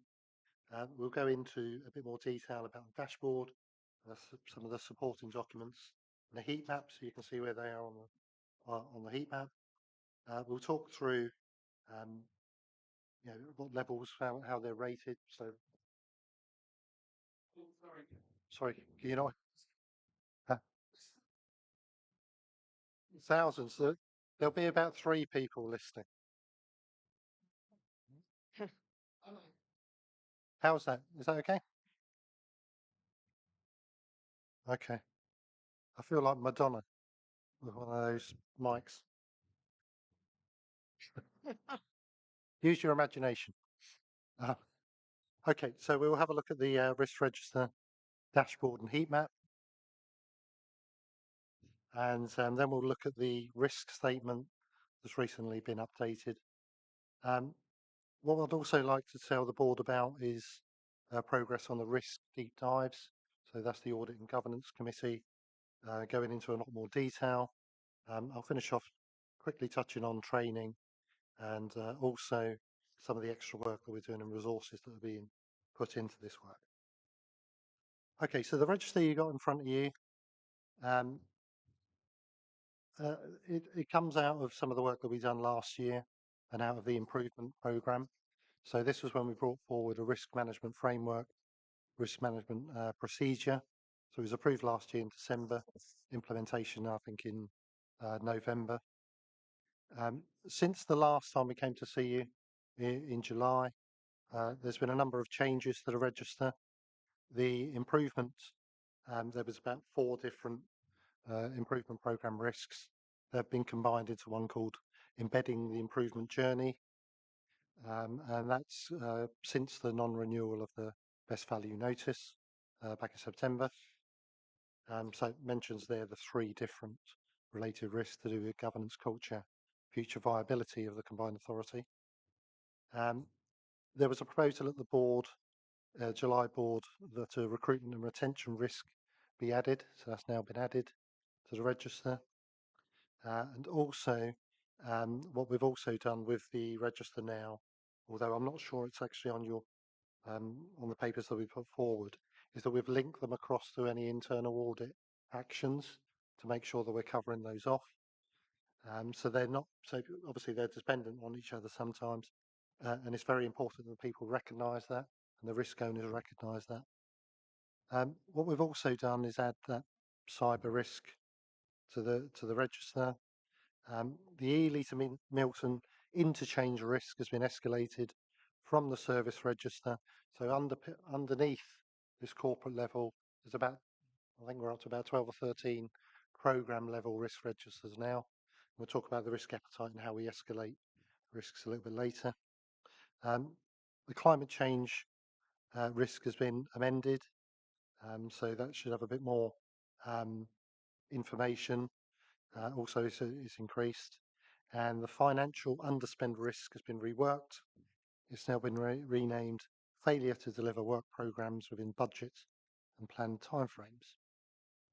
So as I mentioned there, you've got all the different appendices with all the different documents in. Of the 14 risks that are on the corporate register, after the mitigations or controls have been put in place, there's one very high risk, that's future funding. There's a deep dive on that on Friday, I think it was, A&G. 2 amber risks, high risks, 9 yellow, medium risks, obviously sit in the middle of the heat map, and 2 low risks.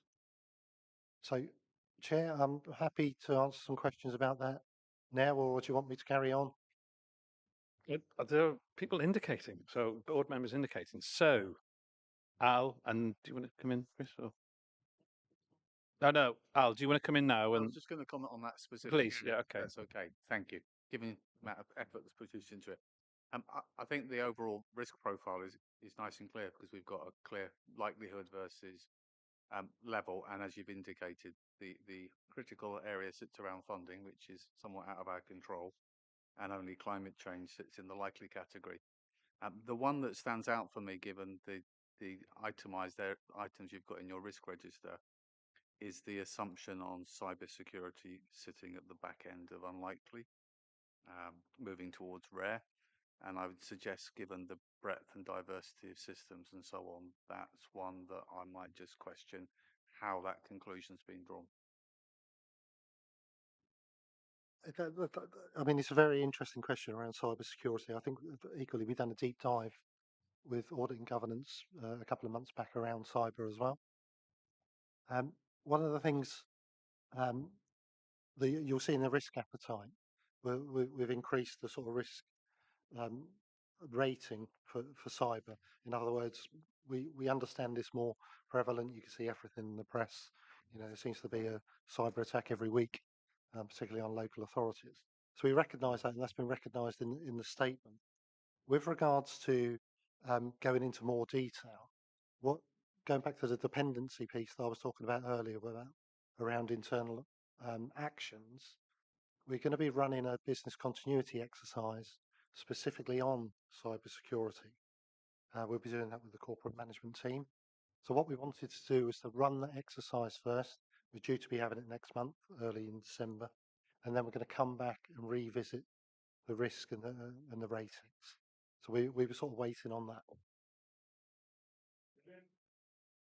Thank you. I mean, I understand that, but obviously the business continuity is your mitigating solution to the impact of having some sort of cybersecurity or an interruption of service. So whilst you might mitigate how much of an impact it would have on you, it doesn't change your assessment of what is the vulnerability of a public body being vulnerable to cybersecurity breaches.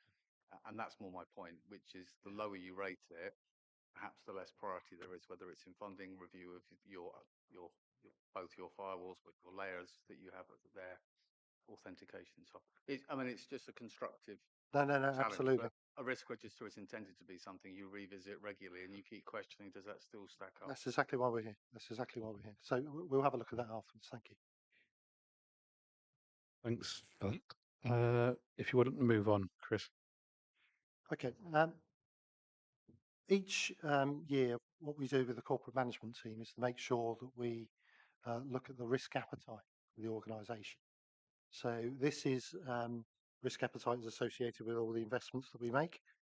Now, as I mentioned, we came last year in September, and there was a risk appetite exercise done then. Previously, they weren't done in the organisation. So it's very important that we have that, so we understand as a corporate management team what the appetite for risk is in different areas. Now, I think it might have been you, Councillor. One of the things we were missing out on was the nuance. So different areas have different appetites. For example, if you're in finance, or leading all the finance work and talking about the budgets, you want to be very cautious about things. You don't want to be wasting money anyway. Whereas if you want to be working in partnership, say something that came out of the improvement work, or for example, skills, you want to be open, or business, you want to be open to those investments. So some of the reasoning behind that appetite exercise was to pick up those nuances. The other thing that we've tried to do as well is, of course, we have a new chief exec, new members of the executive team. They may think differently about their appetite in different areas, come forward with different ideas. So that's the reasoning sort of behind doing it. Now, there's a number of themes. You'll see that in the slides as well.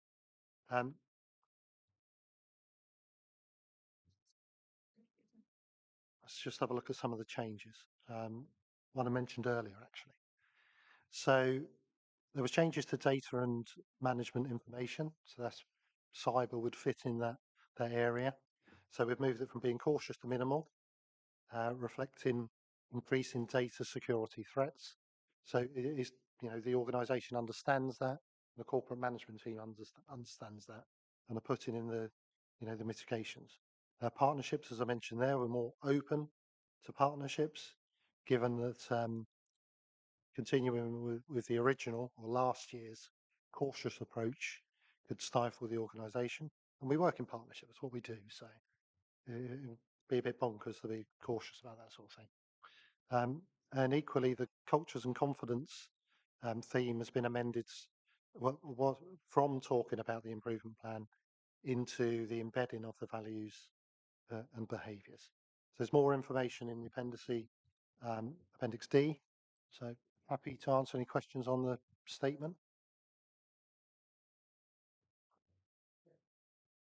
You, Chris, Councillor Bowden.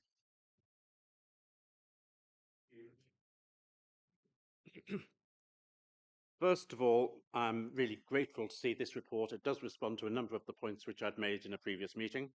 And I think we are showing real progress here. And I mean progress not merely compared to where we were before, but where many other bodies, especially local authorities, are around the country.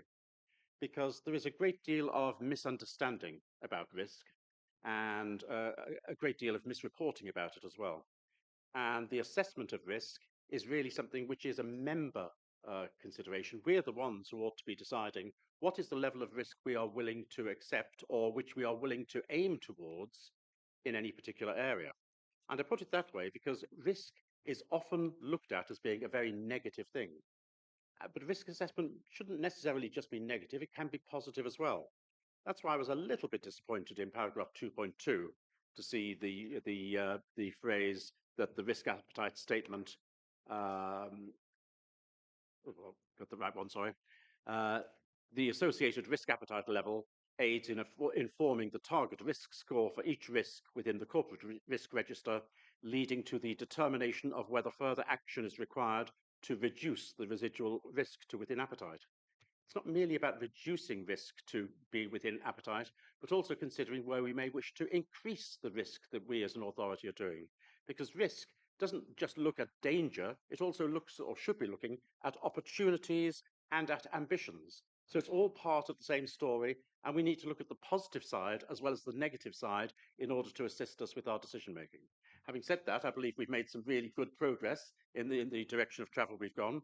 We've recognised that we will have multiple risk appetites within our organisation, which is entirely correct, and most local authorities don't do that yet, I'm sorry to say. And also, I was pleased to see the 8 risk appetite themes which are in there, which clearly show the method of calculation. When I looked at the heat map, however, I felt that that still fails to reflect the words and deeds which there have been in the organisation so far. And we have a heat map which has been produced, which is fairly standard in the sense that it's a 5x5 matrix. I know they can be 4x4.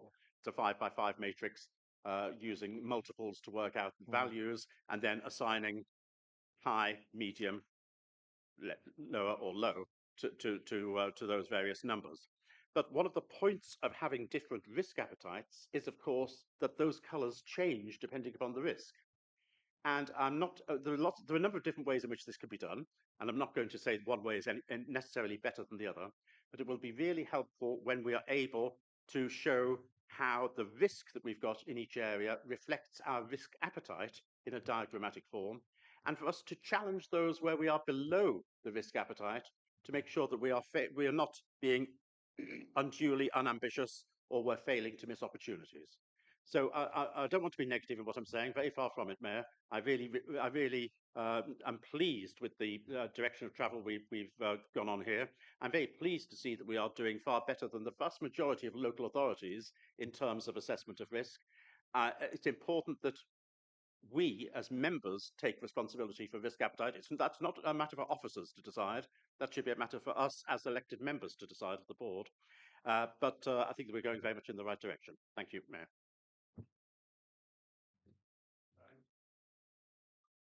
Just to briefly come back on those points, thank you for the words.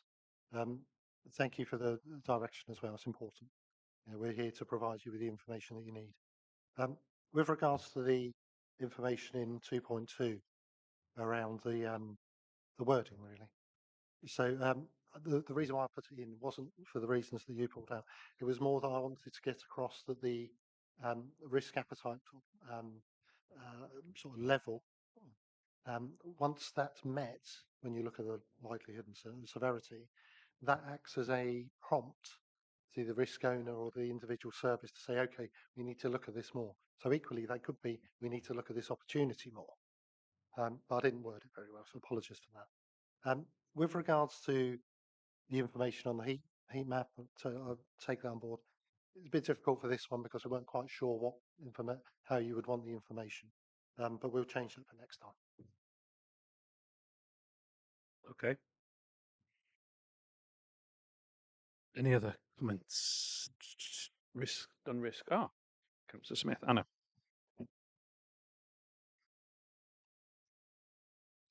Really, just to agree with the broad thrust of what Councillor Bowden was saying around welcoming that increased focus on risk appetite and that differentiated risk appetite for different themes. I agree. I think it's very important.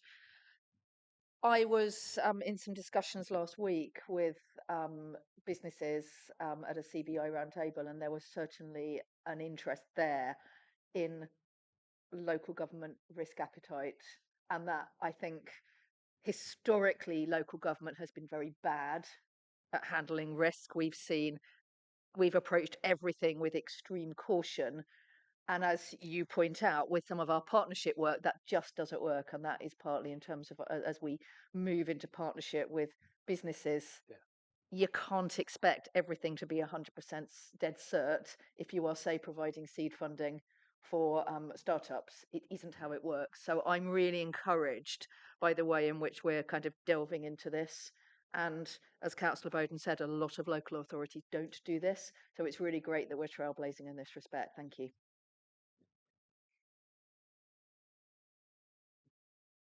Very positive, Chris. Thank you. And thank you for coming last week to the audit and governance as well.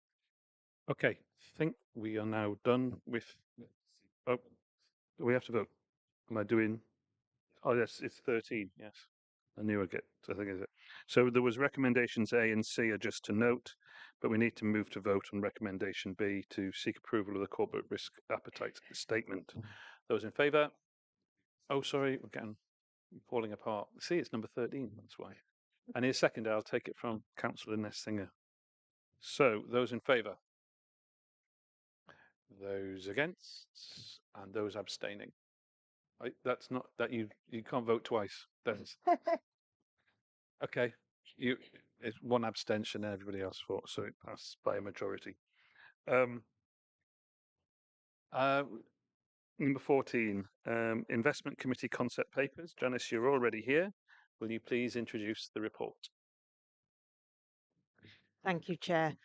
As previously Board have seen, the concept papers come to Board for their comments and recommendations regarding about moving those concept papers onto business plans. But prior to coming to Board, the concept papers do travel through Investment Committee as well, for their feeding to these papers. So within this report, we've got 3 concept papers that are being brought forward, each of which has already been to Investment Committee, and the comments from Investment Committee are shown for information so that board can also take those into account in its thinking when recommending or otherwise that these concept papers go forward to business plans. So the first concept paper is extending retrofitting your home, which is for a £60,000 revenue investment, and that is to support the moving the or improving the guidance that was previously produced by Cambridge City Council to extend that so it could take in more archetypes.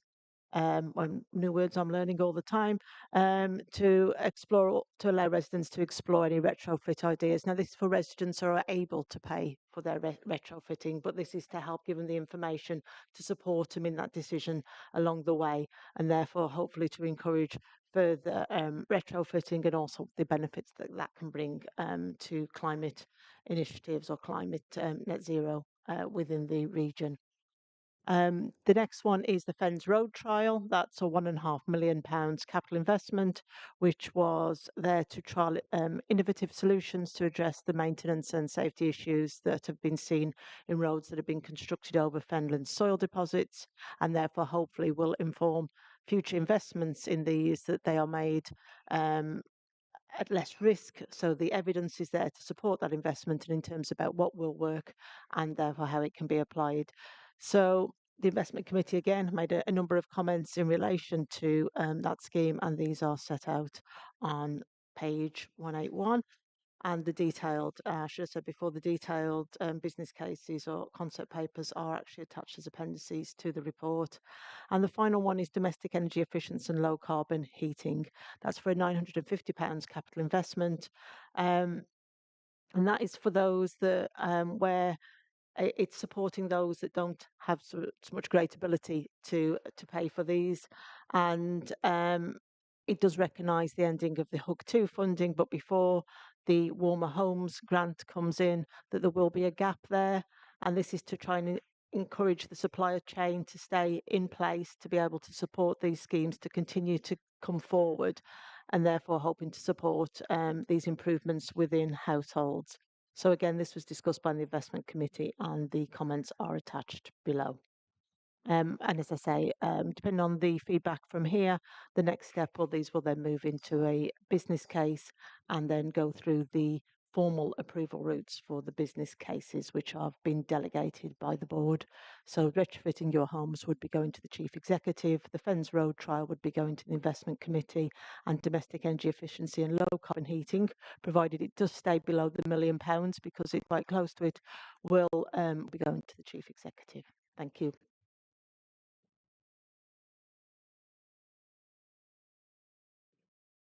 do you want to add? And I'll come to you, Bridget.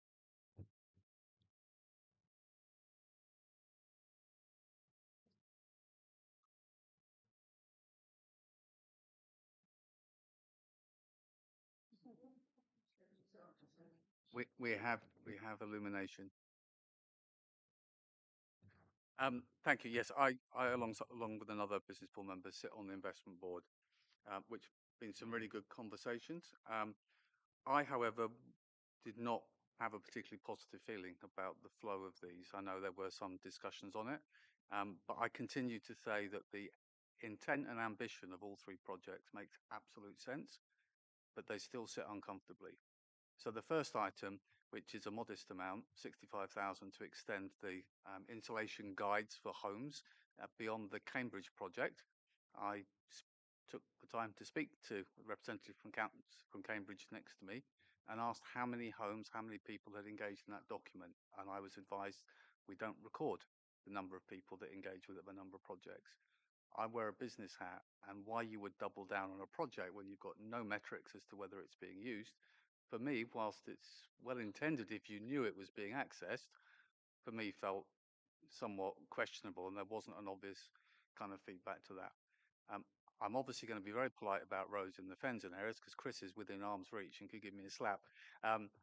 Again, I absolutely support it, and maybe it's more about how it was communicated, but we have a project which is signposted that other regions are really, really interested in the output, yet there was no communication as to why we hadn't sought to try and find a project that could be funded amongst them. In the report, it subsequently says it was advised that it's unique to the roads in the fens. Well, if it's unique to the roads in the fens, why are Norfolk and Lincolnshire interested in the output? And why, if we look on a national basis, haven't we preempted by saying whether it's Scotland or Lake District, there are other areas with it? So that's me being businesslike, but not diminishing the fact that the need to get the right information and improve the roads is fantastic. And then on the third one, I absolutely know, I'm sure everyone around the table here knows, that we've had challenges fulfilling on the HUG programme, particularly about building the supply chain. But then when we look at the cost for 60 homes, for me, that's a bit of a red herring because it's really about maintaining the supply chain, but we don't have the absolute details on HUG 2. So for me, it's not the intent, but I felt in all cases, there's just a question mark about the execution that didn't sit well with me. And I apologise for being grumpy so near the end of our flow, but I do support the spirit of all of them. Thank you, Al, and I do appreciate you sharing some of these thoughts prior to the meeting, because on that note, I specifically, Judith has offered to come back and respond to some of the points. It's Bridget then, I think. Okay, Judith. Thank you. And thank you for raising those issues at the investment committee as well, which I have been able to follow up on. So specifically, you quite rightly raised the issue of the monitoring and the success of the Cambridge City project. And although obviously your feedback was as it was, I've continued to sort of ask officers for more details. So they have a print run of that document, which is extensive, and over 20,000 of those have been circulated, but they've had 8,000 downloads. So although obviously what we don't know, and you're right to say there hasn't been monitoring of the impact of that, we do know that that document is in wide circulation, and informal feedback from the Greater Cambridge Planning Service is that they can see the evidence of that influencing people that are making perhaps better and more informed decisions. So I think it's been helpful to understand that and to get that further detail. And clearly what we do need to learn on all of our work, and I think there's been a focus on this, is better monitoring and evaluation going forward. But hopefully that's useful feedback. And I think it's been a very useful challenge to this process that for officers as well. Regarding the Fens Roads project, so it certainly is the case that we're continuing to liaise with Norfolk, Suffolk and Lincolnshire authorities, and the information will be shared and circulated with them going forward. They aren't formally part of this partnership at the moment, and it hasn't been constructed in that way. clearly that is something that we could build on for the future and look at whether in future we look to collaborate much more widely on these unique things. But I think clearly it's a very important project for this area to test out those construction methods, and it has been very much developed hand in glove with county council colleagues who are particularly keen to understand the overall affordability challenges that they face in terms of the maintenance of these roads. So I think obviously that's for the board to decide how to advance, but that's some feedback.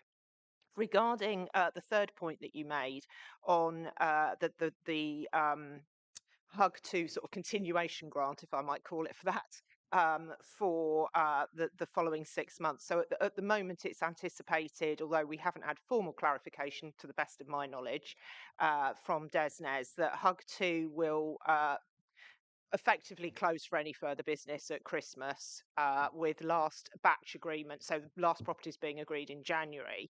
And then they're proposing to have the Warmer Homes local grant commencing from April, with an expression of interest that's open in December. Now, my understanding is, although it isn't something that I'm directly involved with, my understanding is that the Cambridgeshire authorities to whom this money is directed are intending to do a bid for Warmer Homes local grant. And therefore, what this money will provide is a bridge to that funding. Now, obviously, in any kind of application process, we don't know that that will be successful. We don't know. I don't know the scale and the detail, but the expression of interest is due on the 1st of December. So we will continue to work closely with them as that application is more developed. And clearly, once again, we need to make sure that we monitor the impact and ensure that, as you say, the benefits both to the supply chain and the individual properties continue. But at one level, although we will talk about this later on the agenda, there is considerable of the challenges of this, but there are considerable similarities between Hug 2 and Warm Homes local grant, which perhaps is both a difficulty, but for this particular bridge, maybe makes bridge a little bit more straightforward. So hopefully that's some helpful feedback in terms of your comments.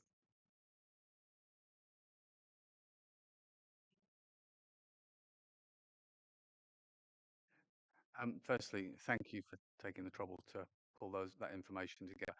I'm well aware we're on an early journey with the investment committee, so sometimes the feedback is some of that data, if it's been in the briefing report, and that will evolve.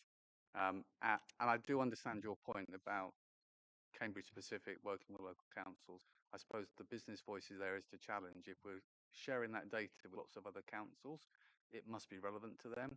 So there must be an opportunity to perhaps extract more commercial bits. On the Hug one, I suppose we've just been talking about how much of an underspend we've had on that because of the inaccessibility of the scheme, as well as in some cases having the provision. So now we know we're going to spend in effect £1 million for a new scheme to arrive that's going to be similarly inaccessible and potentially going to be hard to spend against. I suppose that's where maybe that could have been signposted more, because that comes under category of risk. Let's bridge the gap to something we don't know what's at the other end. Yes. Yeah. Red light. Judith, do you want to put your... And I'll switch off, please. Apologies, just one point of clarity. The project that would provide the bridge from Hug 2 to the Warmer Homes grant is specifically a Cambridgeshire and Peterborough area project, whereas the 2 risk that is on the risk register is specifically a Greater South East Net Zero hub risk, which is across the 140 local authorities of that area. So they're absolutely related, but they're not quite the same thing. So just for board members, I wanted to be clear on that. Made. Over to you, Councillor Smith. Bridget. Thank you. So, in relation to the Cambridge City retrofitting your home piece, it's really good, and I think the data the data that so I'm doing a huff actually. The data that Judah's given us about how many hard copies have been printed and how many hits the website have had, I think is all that we can reasonably expect. So I've read it and I use it, and actually I've sent it to all my kids who all have they all bought homes fairly recently because I want them to use it. But if all you do is take an old pillow and shove it up your chimney, which is one of the things it recommends to stop heat loss up your chimney, then you have used it, you have improved the energy efficiency of your house. But that's not something that can be monitored and collated.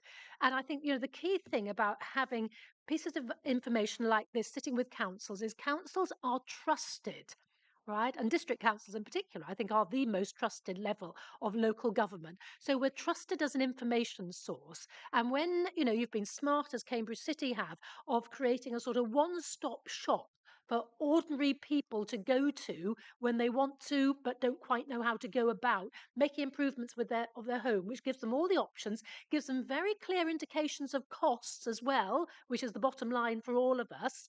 I think it's immensely helpful, but I think we just have to be realistic that we can be monitoring hits on website, downloads and things like that. But, we really can't do anything over and above that. It would not be a cost-effective, efficient thing to do, really. I think the fact it's there is commendable, and I think our support of it is equally commendable. Thank you. Chair, could I just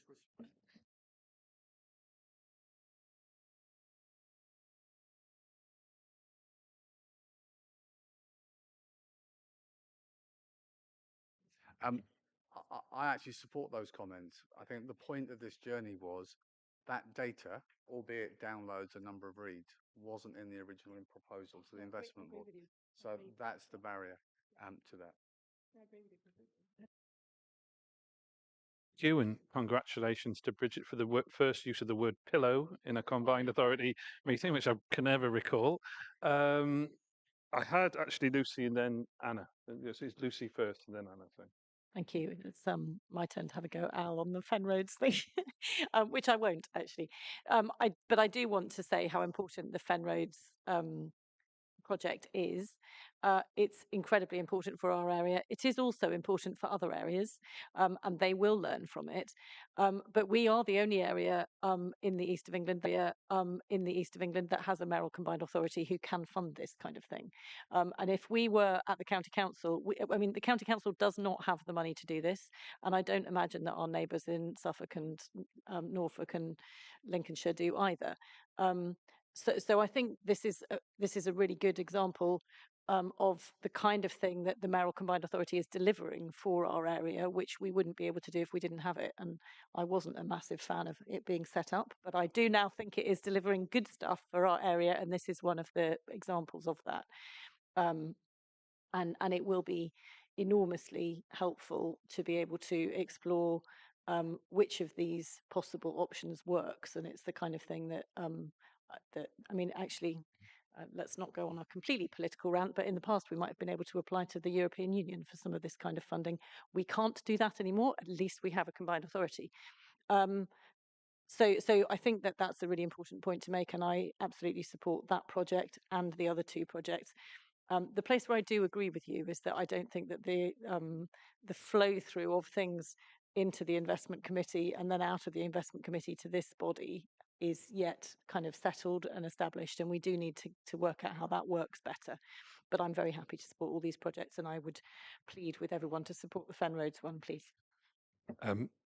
Thank you, Lucy. And just on that spirit of positivity, I would thank you for the kind words with regard to the combined authorities' role in this. But it's also to kind of reiterate how I was very pleased when this project came forward, because for me, it showed the officers of the combined authority being willing to work with officers of constituent authorities, to be creative, and more importantly, to work at a time when talking about mission-led government, but across different areas within the combined authority. So we had the transport team coming together with recognising that this mostly the challenges we have is due to the environmental damage. So it kind of is something that I'm really proud that the combined authority could bring forward.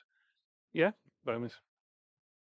Just one other quick thing to say about this project is that given that the goal of the combined authority is to increase growth and allow growth in our area, actually making sure that our road network doesn't deteriorate anymore. I mean, it is deteriorating, there's no question about it, but the more we can try and mitigate that, the better. And it will have, I mean, there are quite a lot of roads, and Chris can probably tell you better than I can where exactly they all are, where there are restrictions on speeds, and some of them are really, I mean, getting to be properly dangerous. It is going to have an impact on growth in our area if we can't work out how to fix it. And this won't fix it, but it will at least give us some of the answers to what the best solutions might be. Should also say thank you for that, Lucy. It also aligned very well with a mayoral priority to recognise the importance of the Fens as quite unique within our combined authority area. And again, I'm going to mention the shared ambition, recognising that. Councillor Smith, Anna, do you want to come in?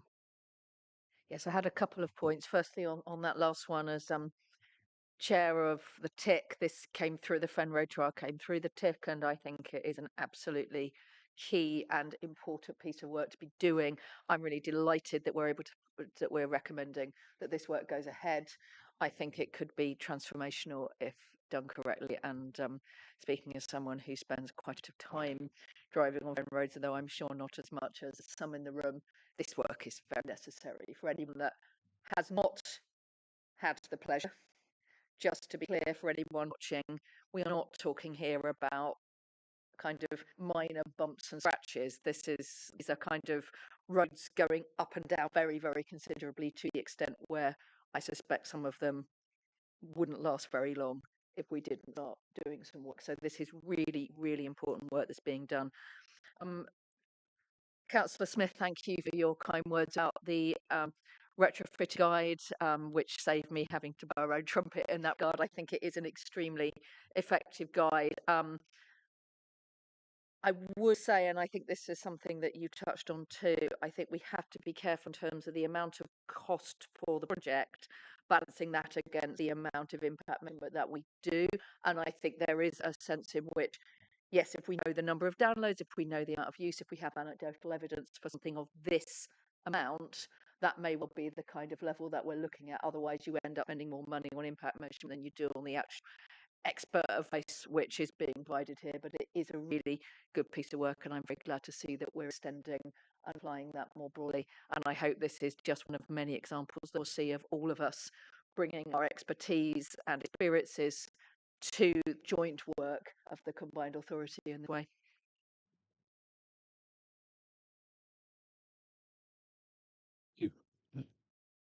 No more hands in the air.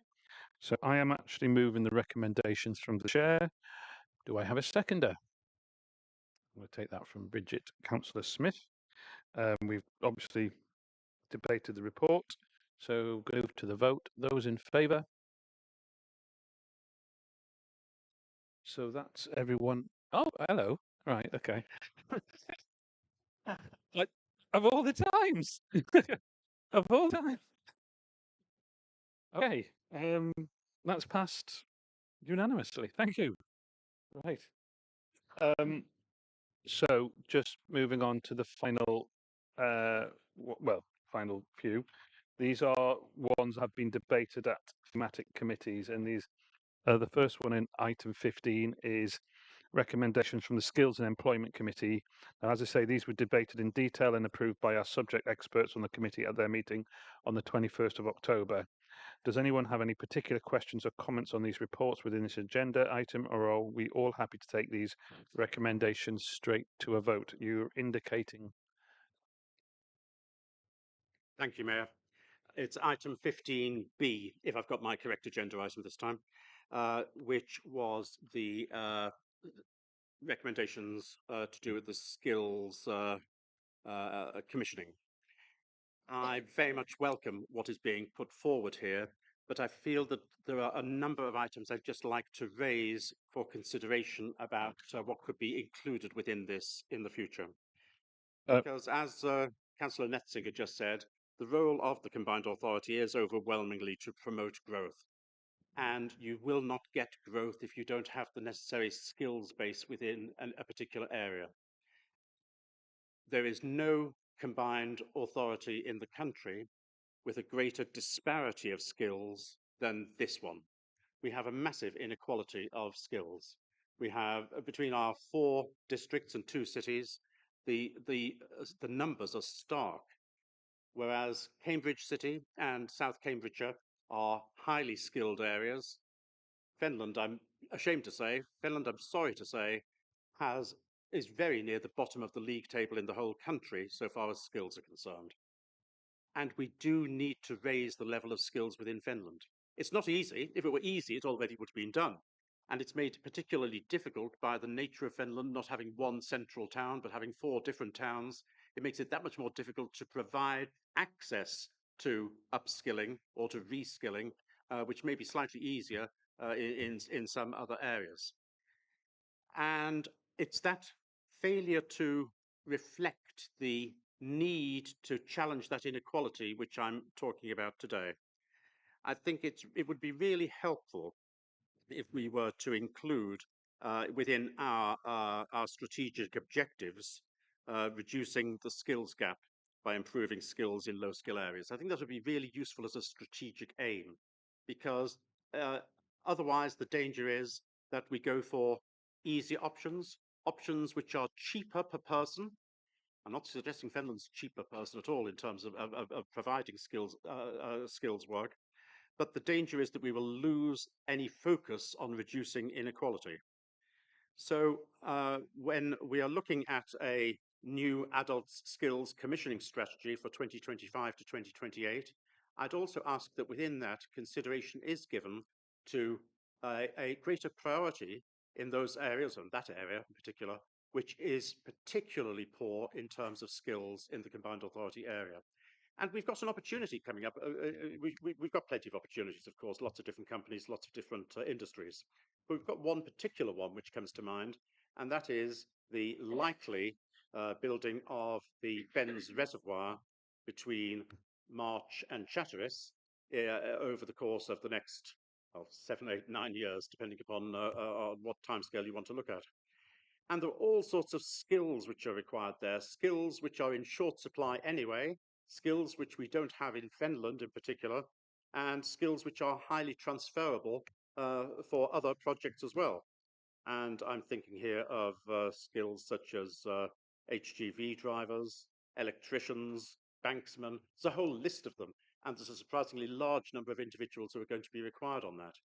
And I think that we really need to start focusing on how we can manage to improve the lamentable position that we've got in Finland so far as skills are concerned, and how we meet things such as the Fens Reservoir Challenge. The investment we're getting in Finland from the Fens Reservoir is the biggest investment there's been in Finland on any one project since the Dutch created they drained the fens in the 17th century. It's a transformational program involving a large number of individuals who are going to be required, and we don't want to be bussing these people in from Northamptonshire or Birmingham or wherever. We want to get them homegrown if we possibly can. We've got the time to do it, so I'm hoping that the strategy will focus on the low skills areas, and particularly on things such as that opportunity we've got with the Fens Reservoir. Thank you, Mayor.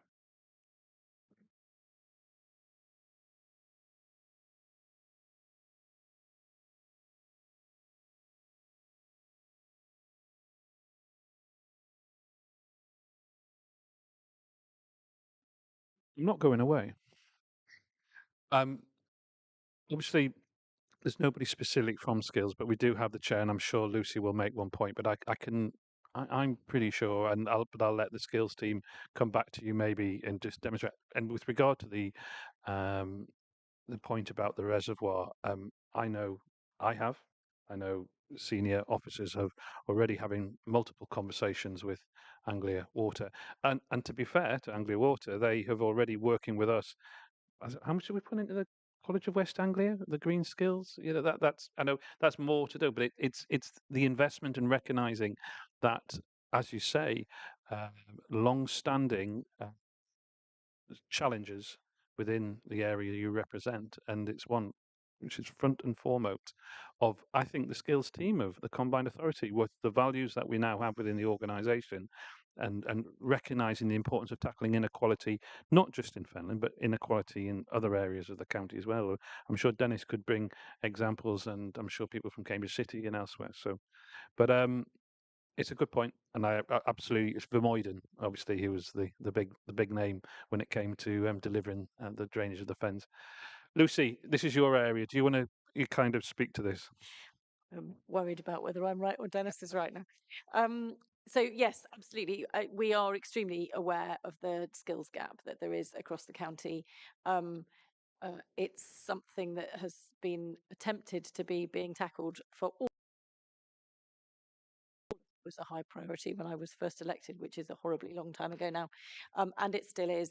The skills team, both at the Combined Authority and the skills delivery team at the county council, who are delivering some of the stuff on the level 1 and 2 skills, are extremely aware of the need for kind of all sorts of innovative ways to try and get people to complete courses in Fenland, because it is difficult and there are particular groups of the population there who are hard to access, but it's really important that we access them, and it is a top priority.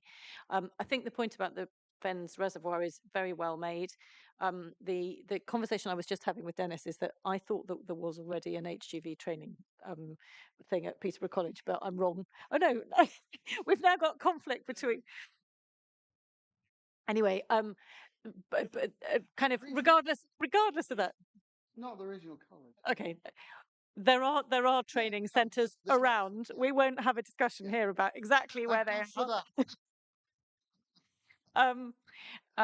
But I think, I mean, the other thing is that I've been to some of the projects that the Combined Authorities supported with individual construction companies putting up sometimes really quite small facilities that help with training apprentices in work to do with construction. And I think making sure that we're talking to Anglia Ward about ensuring that provision is there, so that we can train a local workforce to be able to support that project, which, as you say, is a really, really exciting project for the Fens, is definitely something we should be picking up. And thank you for suggesting it.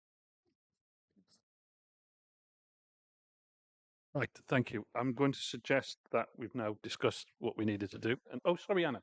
My apologies. You did actually put your hand up, Anna. I was just going to add a couple of geeky points about the HGV, actually. I can't believe we all know this. But it's, yeah, one of the things that, and again, this shows how important devolution can be, because there was planned national government procurement on HGV driver training, but because we were able to act in an agile way, because we are a devolved authority, we were able to put in place a cohort of drivers working with the Road Haulage Association.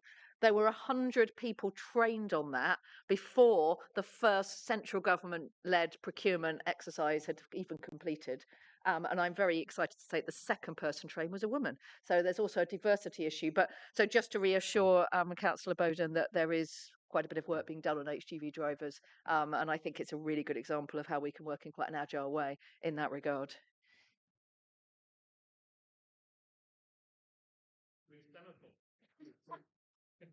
I will communicate in whatever way I can manage to get my point across. Thank you, Mayor.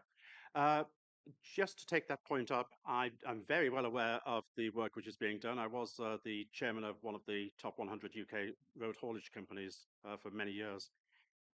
The problem that we've got in that industry is the number of people retiring, the number of drivers who are over 50, over 60, in some cases over 70.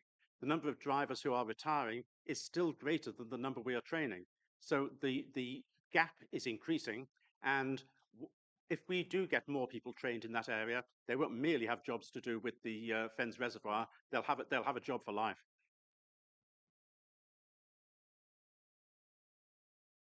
Considered it yourself, Chris? HGV license? For asking, I have in fact been in an HGV cab, so that I can see how people work, and the amount of hard work they put in was more than I was physically capable of, let alone willing to do. Thanks for the point of clarification. Right, Councillor Nessinger, Lucy. Are you happy to propose all the recommendations set out in this report? I'm more than happy to be your seconder. So we move to the vote on the recommendations. Those in favour? Those against? Those abstaining? Okay, thank you. We've passed it by a majority. Now moving on to recommendations from the Environment and Sustainable Communities Committee. Again, these have been debated in detail and approved by subject experts on the committee at the meeting on the 25th of October. Does anyone have any particular questions or comments on these reports within this agenda item, or are we all happy to take these recommendations straight to a vote? I can see, as I was going to come to you anyway, Bridget, but yes, please feel free to speak. Thank you. So I just want to give some explanation to 16B. So we spent quite some time at the last board meeting talking about the problems there'd been with delivering HUG. And at the time, so I mean, this is quite complicated, but when you listen to what I'm saying, can you just bear in mind the discussion we had at item 13 about risk appetite? All right, because this is all about risk. So there's been a discussion about whether to put in an expression of interest for the Warmer Homes local grant, which is superseding HUG 2. And I'm keeping my eye on Maxine in case I get anything wrong, because I'm trying hard on this. So, you know, the hope was that all those awful problems with HUG 2 over, you know, the complexity of it, the difficulty for us in finding people who were eligible, and so on and so forth, would be overcome. Now, regrettably, that's not the case. So the problems with the cap still exist. The income level restrictions are still there. There's actually, you know, quite small levels of investment. So it's it's going to be very, very challenging to get this money spent. On top of which, there is considerable financial risk to us because, you know, the administrative costs are actually going to potentially leave us out of pocket to the tune of over £1.5 million potentially. So that's the risk assessment that's been done on it. So, you know, my concerns and that of the committee where this was discussed is that we're kind of being set up to fail here, and that we would be exposing the combined authority. We're not alone in this. I gather there are any number of NCAs which are going back to DESNES to say, actually, we're not going to put in, is it DESNES? Yeah, to put in expressions of interest because actually this is no better than the last lot. And we don't want to fail. You know, we have problems to solve and we need to get the money out to people. Additionally, there were 45 of the local authorities, I think Essex and Kent, are going to run this themselves. That leaves the hub only with 20, and that's actually fewer authorities to spread the load, the administrative load over. So, you know, the whole thing is going to be a disaster. So, the recommendation is that at this stage of the game, we do not submit an expression of interest, but we go back to DESNES to explain why, to explain what are our specific issues here with, you know, quite hard to reach rural communities, and not the sort of bulk, the critical mass of homes that can be retrofitted, and just see if they can do better next time, so that when, you know, hopefully when it comes back in a different form, we can get quick off the mark and get an application in that actually really will deliver. May I just ask Maxine if I missed anything out or got anything wrong, please? Thank you.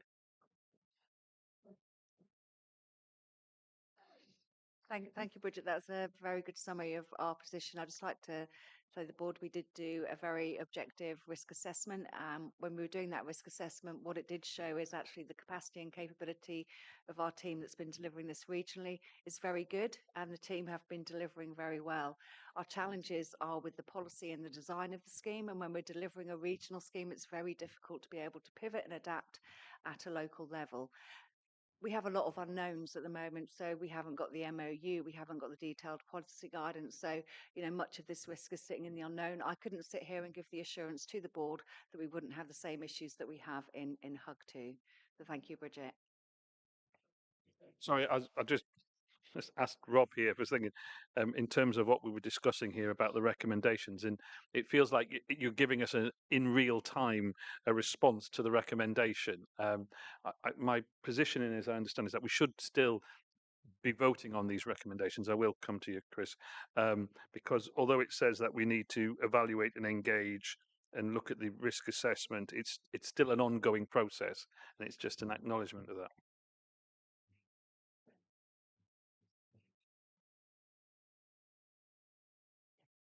We have completed the risk assessment and the report, and that has been reviewed by Judith and Bridget. That's been also alongside engagement with our local authorities, which we've supported, like Bridget has said, Essex and Kent, to develop their own expressions of interest. So, knowing that we didn't have a firm position on this, we've done as much as we can to support those local authorities with their own expressions of interest. Sorry. Just to follow up on that, as you see, the recommendations that were coming to the board were agreed by ESC on the 25th of October, and the decision to do an expression of interest or not was delegated to me working with Bridget, and then that as the chair, and then that would come forward to this board. Because it has now come forward to this board at the point where we're all also making the decision, when the chair, Bridget, and I discussed it, we felt that it was wholly appropriate to make sure that the board was fully cited on the decision that was coming, so that you weren't making a recommendation without actually knowing where the situation had landed, which has been very much in the last couple of days in liaising with the chair of ESC. I hope that's helpful, Chair. It is. I'm just want to make sure that we're doing it. Okay, fine. If you can, if it's okay from a legal point of view, Chris, did you want to speak? Oh, and I know you want to come in as well. Chris, you're. Thank you, Mayor. I fully agree with Bridget that basically we're being set up to fail as things currently stand. And if I were being party political, I would blame the government and say, look at what the government is doing, how badly they've got it wrong. That's what happened the previous two iterations, which were also wrong, and where the previous government was blamed. And it would be just as unfair to blame the Labour government for this as it was to blame the Conservative government for the previous two failures, because it's not basically politicians who are responsible for this, it's the same civil servants, centrally, and they're the ones who are primarily responsible. And I see the chief executive might feel I'm being a bit incautious by blaming civil servants, but honestly, it's true. So I absolve the Labour Party from any responsibility for this failure, because it takes a long time to get control of your civil servants, if ever. I know you. I'll just make sure we get that cut. Absolve the Labour Party of this response. I know there was extra, but we'll just everything can be cut down and edited. Important, I think you come back. Yeah, I mean, obviously, actually, Councillor Bowden, I expressed my concern that I know that Judith and Maxine have been involved in meetings with civil servants where actually the blame is on us. The blame. So I think what you've said is right, and I don't think that's fair.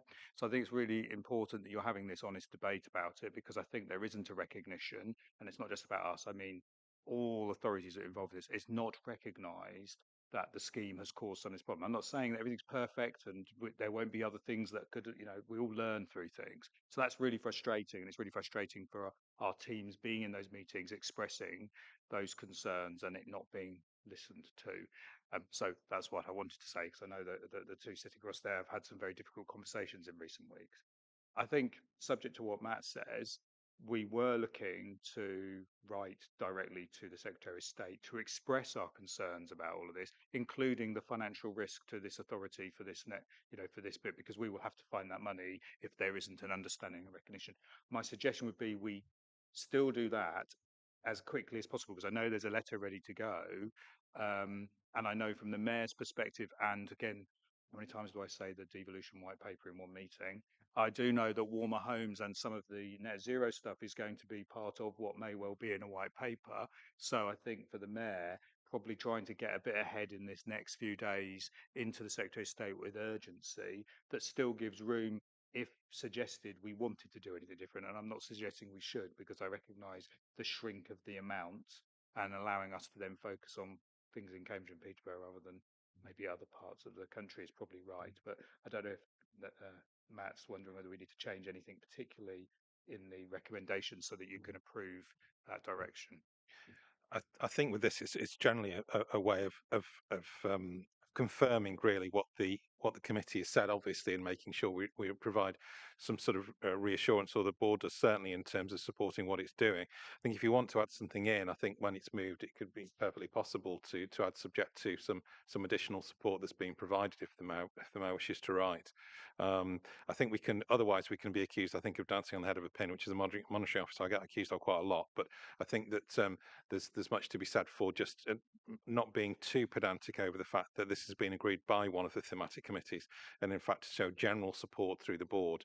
I see it's not such a bad thing at this stage, and it can always come back if it's believed that there is something which needs to, and through the chair of that thematic committee, to come back for further consideration.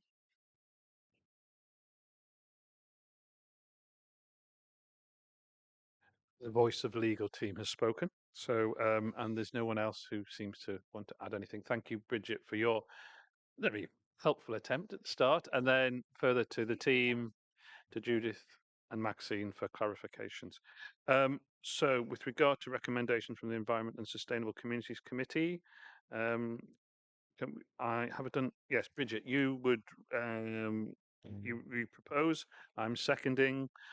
We'll move to vote on the recommendations. Those in favour, those against, and those abstaining. So passed by a majority. Thank you.